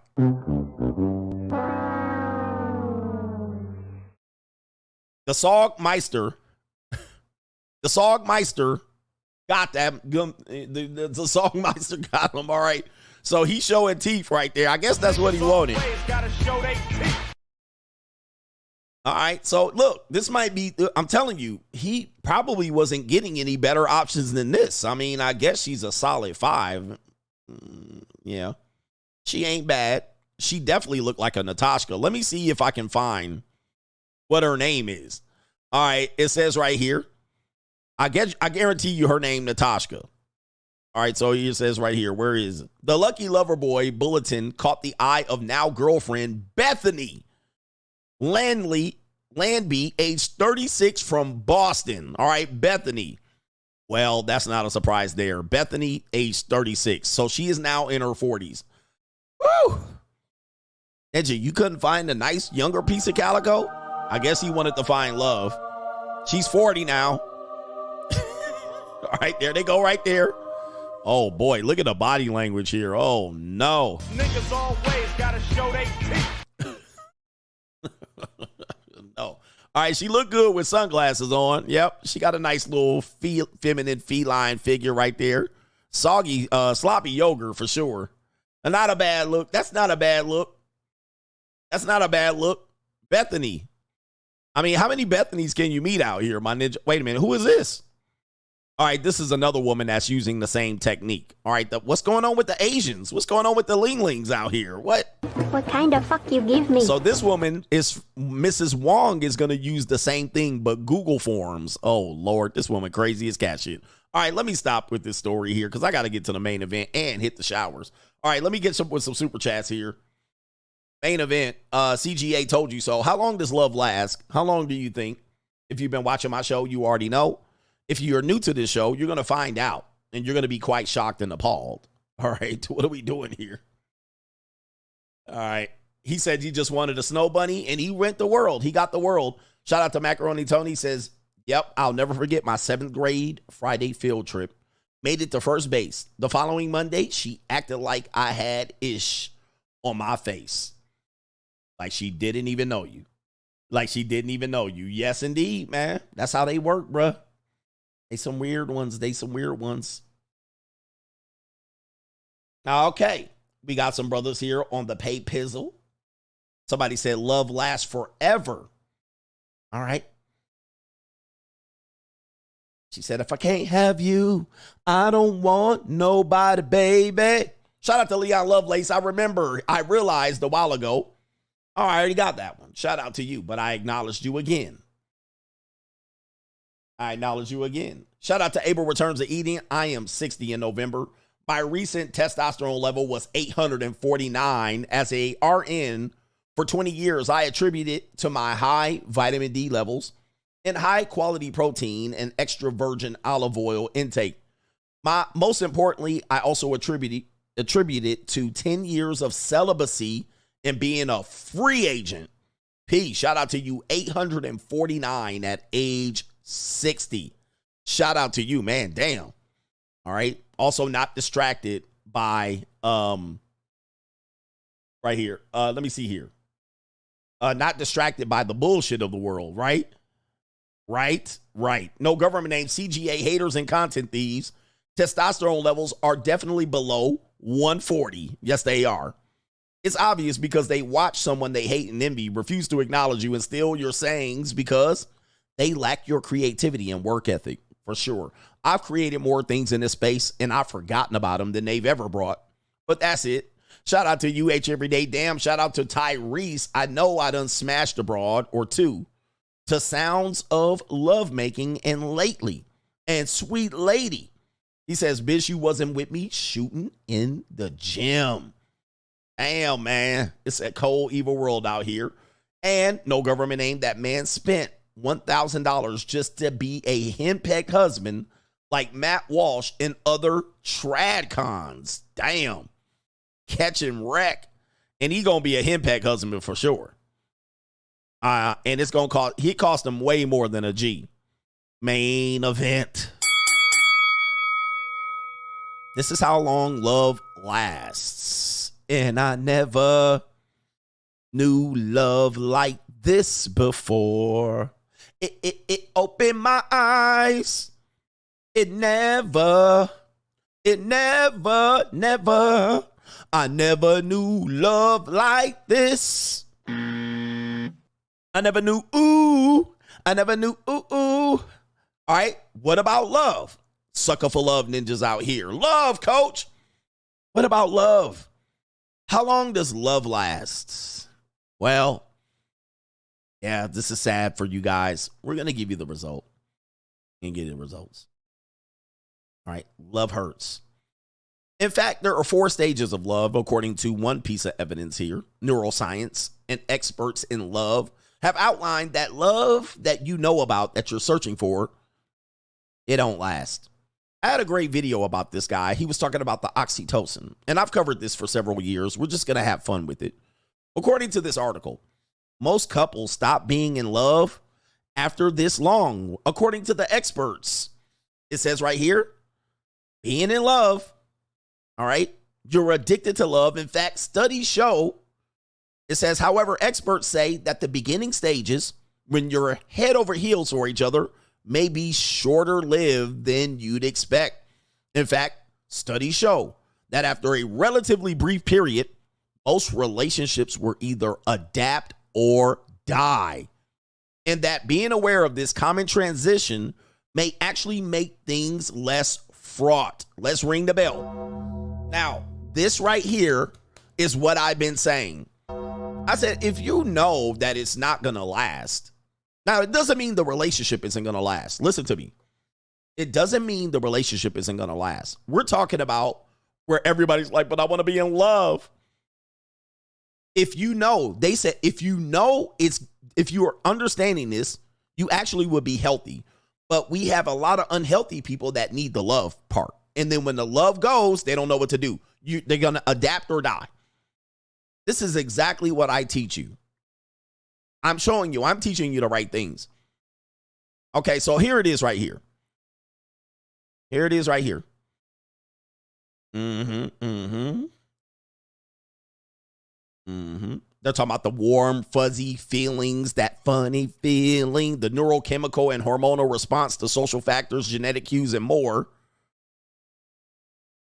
Okay, they tiptoeing around the subject matter. Let's get to it. This is the stages of love and relationships by months. Stage 1, the euphoric stage. This typically lasts 6 months to 24 months, aka 2 years. On average, 18 months. 18 months. It says the early stage of romantic love characterized by stress may be distinct from a latter period characterized by feelings of safety and calm. The first stage is characterized by approximately the first 6 months of the relationship and has been described as being in love. It is marked by all the characteristics of romantic love, including especially romantic passion and intimacy. The second phase, which has been said to last in approximately 6 months to 4 years, are referred to as a passional love. So we're going to stop right there. Let's go back to the first part. 6 months is the first stage. Okay. And somebody asked, who made these stages? Who made these stages? Let's go back, you asshole. We told you who made the stages. Okay. It is very clear. We got neuroscientists. We also have several studies. A study right here, Harvard researcher, PhD, Our Hormones and Brain Chemistry. A 2021 study, Journal Frontiers in Psychology. There's your psychologist. Found that after 6 months. So don't come in here with your bullshit debating whether this is accurate. We told you who made the study. Niggas is like, where'd they get these stages? We told you. Now, are you okay? Can we move on? Are you feeling better now? Well, who are they? See, they don't want to accept the study. This is the information. I told you. It's right here in front of you. I told you who wrote the article. You want me to tell you again? Who made these stages? It's right here, motherfucker. We got Catherine Wu, PhD, Harvard researchers, a neural study, Journal of Frontier in Psychology, Psychology Today. Where else? All these fucking sources, and you motherfuckers are, who made them? The white man made them. The Jewish man. We got right here. Helen Fisher. Right here. We got the senior research fellow at the Kinsley Institute. We got right here, clinical professional in neurology at the Einstein College, right there in medicine in New York. Who else do you want to fucking know? Bitch ass ninja. All right. What's wrong with these guys? Jesus. You want Jesus to make it? Who made these stages? Like we pulling this shit out their ass. Oh my Lord. Bitch ass ninjas can't handle the fucking truth. Nigga, grow up and get your testosterone checked. Bitch ass ninja. Good Lord. All right. My Lord. They want to always just throw it, oh, well, nobody made it. Nobody I like made it, so it doesn't count. Now, if you've ever had a relationship, you would know, you incel ass ninja.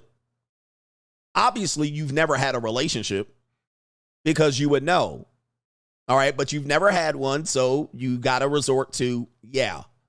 Well, this doesn't work for me. Go do some push-ups, incel.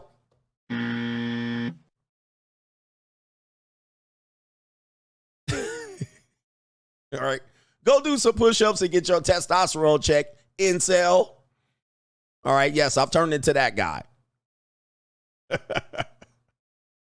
Damn, incels got to driving me crazy. Hey, man, I've been with y'all incels for 7 years. Ninja, it's time for y'all to leap the fuck out of here. I ain't got no time for y'all.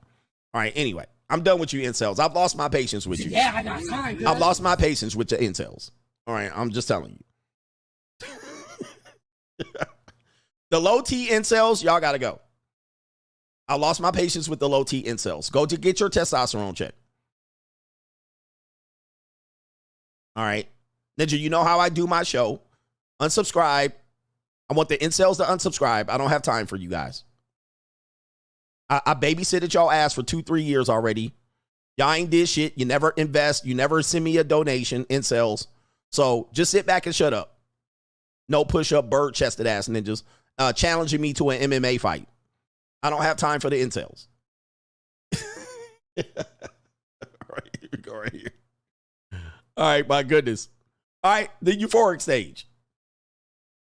6 months to 24 months. If you incels ever been to a relationship, you would know this. Instead of challenging me and watching me, you would know this. Most relationships that you get into don't even make 6 months.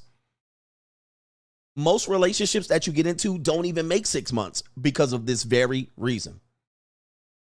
Right around month number 3, it gets funny because you start challenging each other's norms. You've already had enough sex.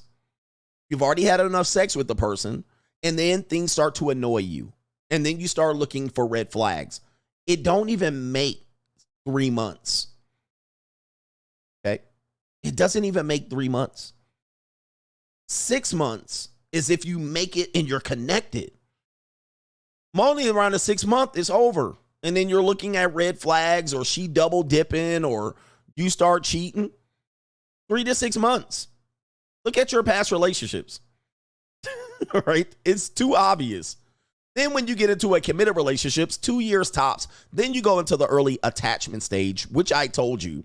The attachment stage is the stage where you stay together. That's what forces you to stay together. What happens in the attachment phase? Well, if you study the marriage wheel, this will show you. Normally, the attachment phase includes some sort of investment phase, right? Children, moving in together, things that attach you together. Maybe you might buy a dog. Maybe you have kids. This attachment phase is where the love is gone, but you still have some sort of commitment to the person so that you won't break up even if you fall out of love. Because you'll say things like, well, we have a 12-month lease. We just bought a house. We just had a kid. We just bought a dog. We are going on vacation in 3 weeks. This is where you typically stay because of some sort of time investment. Well, I've been out of the dating market for 5 years or 2 years. I don't want to date a new person. I'm tired of dating. So it doesn't mean the love makes you stay. It's the attachment that makes you stay. Then you say, she's been good to me. She's been more good than bad. He's been more good than bad, right? These are what make you stay, not the love. You're questioning a reason to leave. You're like, give me the reason to love you back. You're trying to leave, but then you're like, oh, she gained a little bit of weight, so I guess. Right? Then you start saying, well, I really like her and she good to me and she cooks and she cleans. All right, he really lays the dick. He's a good guy. He's a good father. That's the attachment phase. They're saying that that's no longer characterized as in love. That's what they're saying. And it's quite obvious if you've ever been in this. You're not really in love. Yes, you're kind of settling. And that's you. All right, he pays the bills, so I'm going to stay. As opposed to risking it and going out and the guy doesn't pay the bills. Now, let's say you lose your job in the attachment phase. Or after the love phase is gone, she's out of there. So this is characteristic of the euphoric phase. you're getting a job. Then after the euphoric phase is over, you don't get a job. You still are jobless. She's going to bounce. The love is over. The love is gone. Okay, you see how that works? Or let's say you had a job during the euphoric phase. Then you lost your job in the early attachment phase. Gone. She doesn't have to think about it. I thought you loved me. Not anymore, because that love is gone. It's really the attachment that keeps you together. Now, the crisis stage. This is characterized as the bait and switch. Let's go back. CGA gave you this. The bait and switch. What happens? Crisis. She becomes a feminist. You work too many work hours. She feels unhappy. I'm not happy. Okay. Affairs on both ends. Financial affairs. She wants her independence. You get fat. You stop stroking it. You get your low testosterone. So this follows the marriage wheel. This follows the marriage wheel. Somebody cheats with a coworker. 5 to 7 years. This is also characterized as the 7-year itch. Crisis stage. The kids are going to school now. The mother doesn't know what to do with her time. She wants to go back to work. It's going to create quite the crises. If you're not in love, which you're not, you're in loyal, then you're going to really be searching for answers like, man, this is difficult. What do we do? You guys know most marriages end right here. Most marriages that end in divorce end right there in the crisis stage. You cannot overcome the crisis. This is what I ironed out in the marriage wheel. The bait and switch happens. You're going to stage number 4. All right. And stage number 4 for them is the deep attachment stage, which is after the 7-year mark. You're still out of the euphoric stage. Trust me, you're not in love no more. Sometimes you can't even get an erection for this woman. Now, for those who don't know, data has proven that women have fallen far out of the monogamous satisfaction. They've fallen way out of it. All right. Way before you do. But you also have data that shows that men are experiencing erectile dysfunction at this stage. Right? They can't even get it up for their wife no more. They can't even get it up. All right. And sometimes it's for a variety of reasons. All right. So they're experiencing that at that particular stage. And you're talking about love. All right. But you're really with her because that's your boo. That's your homegirl. That's your ride or die. Y'all been through so much. She has your kids. Vice versa. He pays the bills. He's a diligent father. Right? He's a diligent father. He shows up. The kids love him. My family likes him. So this is what's happening during these stages. This is why when people say, well, what about love? Well, love doesn't matter. It's only for a short period of time. Now, I'm going to give you the answer because contrary to popular belief, I support this chart. My chart, the marriage wheel, lines up exactly with it, although there are some differences. Watch this. Do you know the real reason why relationships should work? I'm going to show you this video. This is the real reason, the purpose, the nature, the community, the organization of relationships. This is why I'm pro relationships. Unfortunately, you cannot guarantee what you're about to see. And it's not love. It's not love. Remember, that person said, if you understand this going in, you could probably be more successful with relationships. When you don't understand this and you're expecting the other person to make you happy, you to be in love the entire time, you're going to fail. What is the number one reason? Let me show you this right here. And this is the reason for every relationship and why I'm pro relationship. Take a look at this. Right here. 2 people fell in love in 1974. Watch this. This is the reason families, they had 13 kids.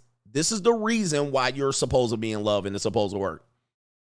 So the 2 people fell in love. They had 13 kids. Then they actually are saying they had how many grandkids? 54 grandkids and 2 great grandkids. Now take a look at this. This is the true purpose of love, in my opinion. And this is biblical. This goes right along with community building and other that. They're celebrating 50-year anniversary. Take a look. In the Bible, this is called be fruitful and multiply. Be fruitful and multiply. Now, take a look at what they have. Now, I want you to take a look at your own lives. Take a look at your own lives. Take a look at everybody's lives out here. Nobody is headed to this path. Very few people are headed to this path. First of all, you can't even get all your family together. Second of all, you got too many outside kids and 2 and 3 marriages and 2 and 3 divorces and kids and 2 and 3 baby mamas, right? Or 2 and 3 baby daddies. See, this is what I would back any day of the week. I'm behind this. This is love. To me, this is love. This is the explanation for everything. This is why you would be in love. This is why you marry. This is why you fall in love. And this is the only reason why. This is why you stay in love. This is why you stay committed. This is why you stay monogamous. If it ain't this, it's useless. If it ain't this, I don't want it. The problem is you can't guarantee this today. This ain't even possible today. You can't even get 2 people to stay together past 7 years. The what? Euphoric phase. I'm sorry, the crisis stage. Can't even get it. You ain't get it. You guys are, look, you got Tyrese getting arrested, thrown in jail. 1 baby. See, this is why you get together. This is why you stay faithful. This is why you're monogamous. This is why you get married. This is why you stay married. Other than this, you can have the rest. It's just your feelings and your selfishness. And it is not enough to make love. That's just your selfishness. You've been married, divorced twice. Motherfucker ain't never got a piece of pussy out here. And you're telling me about love. This is it. And guys, nobody can give us this today. Nor can you guarantee it. That's love right there. This is love. So when you ask me what about love, this is my definition of love. And if it ain't this, it don't exist. So even if if we're not having kids, I don't need it.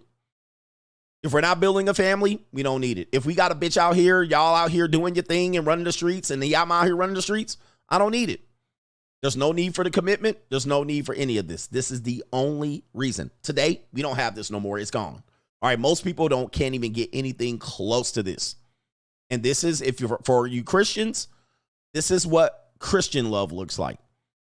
This is what it said in the Bible. And of course, yes, I would take all those flatbacks, yes. But this is Christian love right here. This is religious love. This is the whole purpose. Even if you want to put poly on top of this, where you have polygyny, this is the reason. If you can't get that, guys, love is useless at that point. And even the scientists and every bit of data and experience can tell you this. If you've been through at least 5 relationships, you can mark it down by the month, each one of these stages. Anyway, most women to give you 1 kid and they go back to work. Guys, what's the point of that? What's the point of that with these women out here with their pipe dream that they're going to be out here? I'm going to be out here working on my career, and men and women got, they can get together and, they're going to be a rich guy and a highly educated woman. They out here selling you a pipe dream. If you're not selling me this, CGA don't want it. It's all smoke.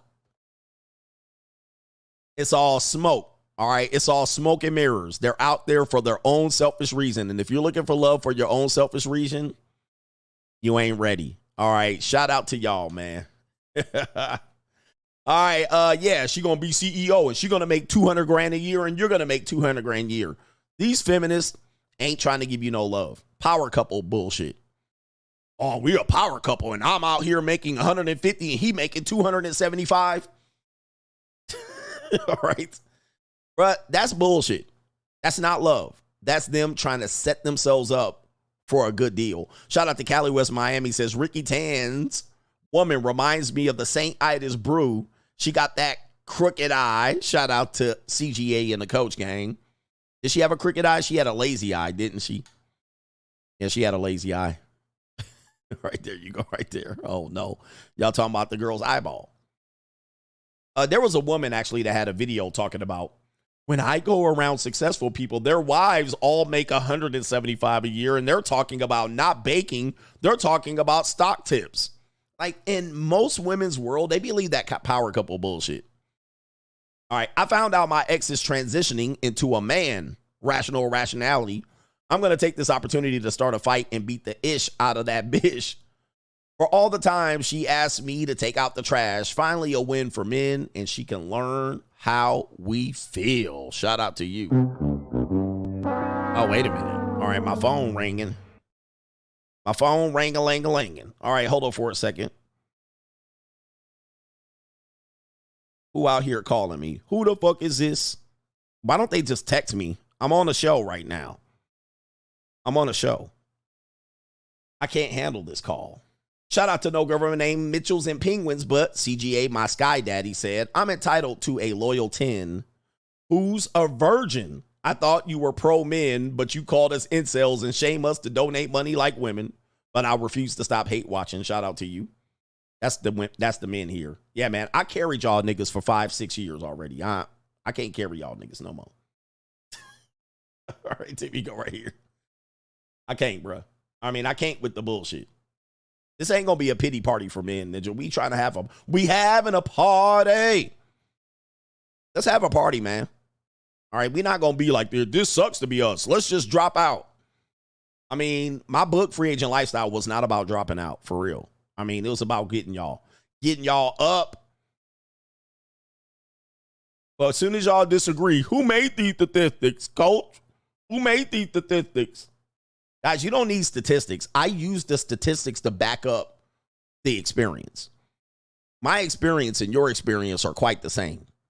It is quite obvious that that lines up exactly to what we experience. I only show you that because if I was just saying it with you, then you would just disregard my experience as my experience.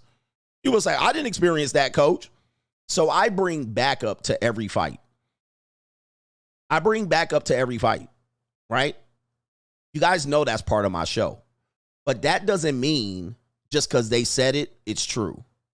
Then I tell you with experience. Then I ask you for your experience. And then you guys will automatically be like, yep, that happened to me. Okay, well, what are we arguing about? What are we arguing about? It's obvious that that chart is very realistic. And it explains why you in here watching me. All right, shout out to no government name. As a Gen Z, I believe it's better and healthier for men to view relationships as a business like women do instead of seeking love. He says Gen Z men are learning from older guys without pure rage, straight savages. All right, you guys want to not understand this thing, man? Love is a business. Love is a business in America. There you go right there. Even this guy, love is a business. Approach it like a business. What is this right here? What is this? Dating apps. OnlyFans. Look, love is a business.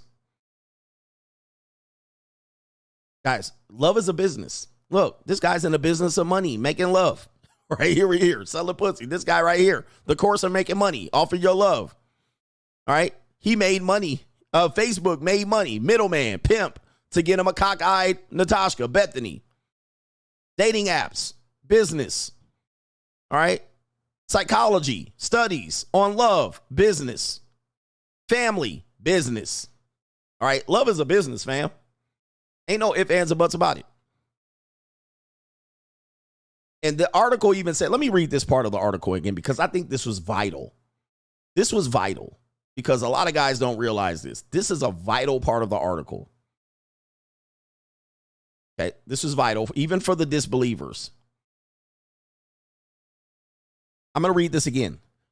Experts say that the beginning stages, when you are head over heels for each other, it may be short-lived and shorter-lived than you would expect. In fact, studies show that after a relatively brief period, most relationships will either adapt or die.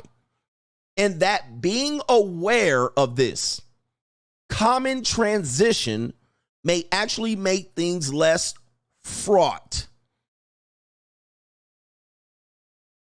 Okay.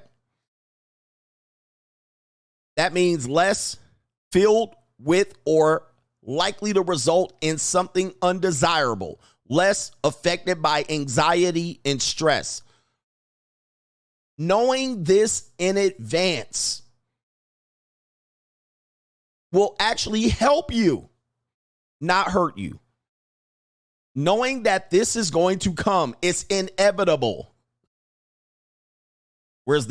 Knowing that this is inevitable will lead to less stress, less confusion, less uncertainty, less questioning.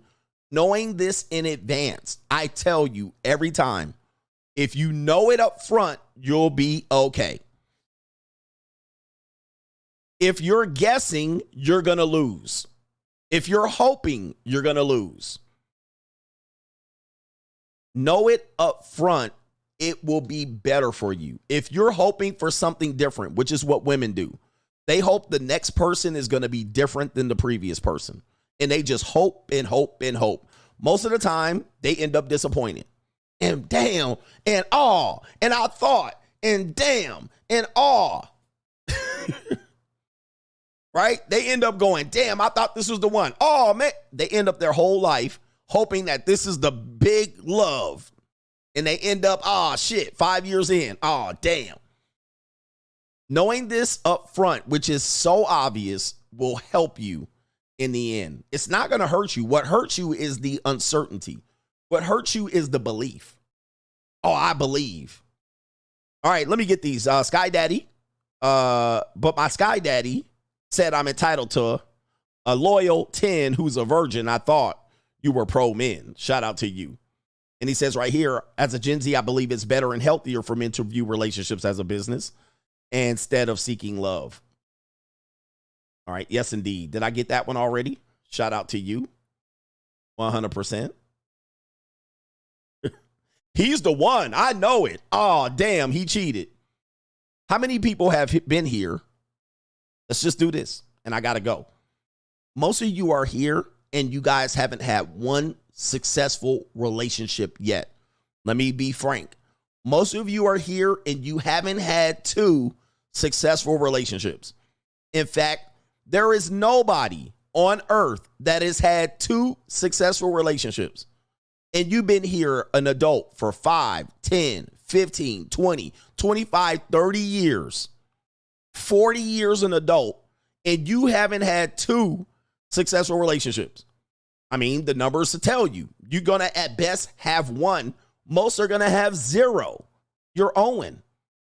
And you're here denying it. Like you ain't fit, you ain't succeeded yet. And you've been doing this since you were 13. You've been doing it since you were 13.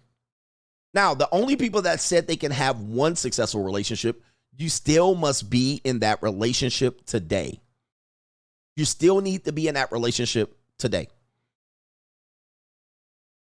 And just because you're married doesn't mean it's successful. Just because you stayed married through the bullshit doesn't mean it was successful. That means you just stayed in it. Hey, the numbers don't lie. Shout out to the coach gang. Most of y'all ain't got 1 yet. Women, you are 40 years old. You've been starting dating since you were 13 and you struck out every time. I want you to think about that before you at me. Just think about that. You haven't had 1 work yet. So before you write in my comment section, look in the fucking mirror. Look in the mirror. You ain't 1 yet. And I'm out of here. Peace.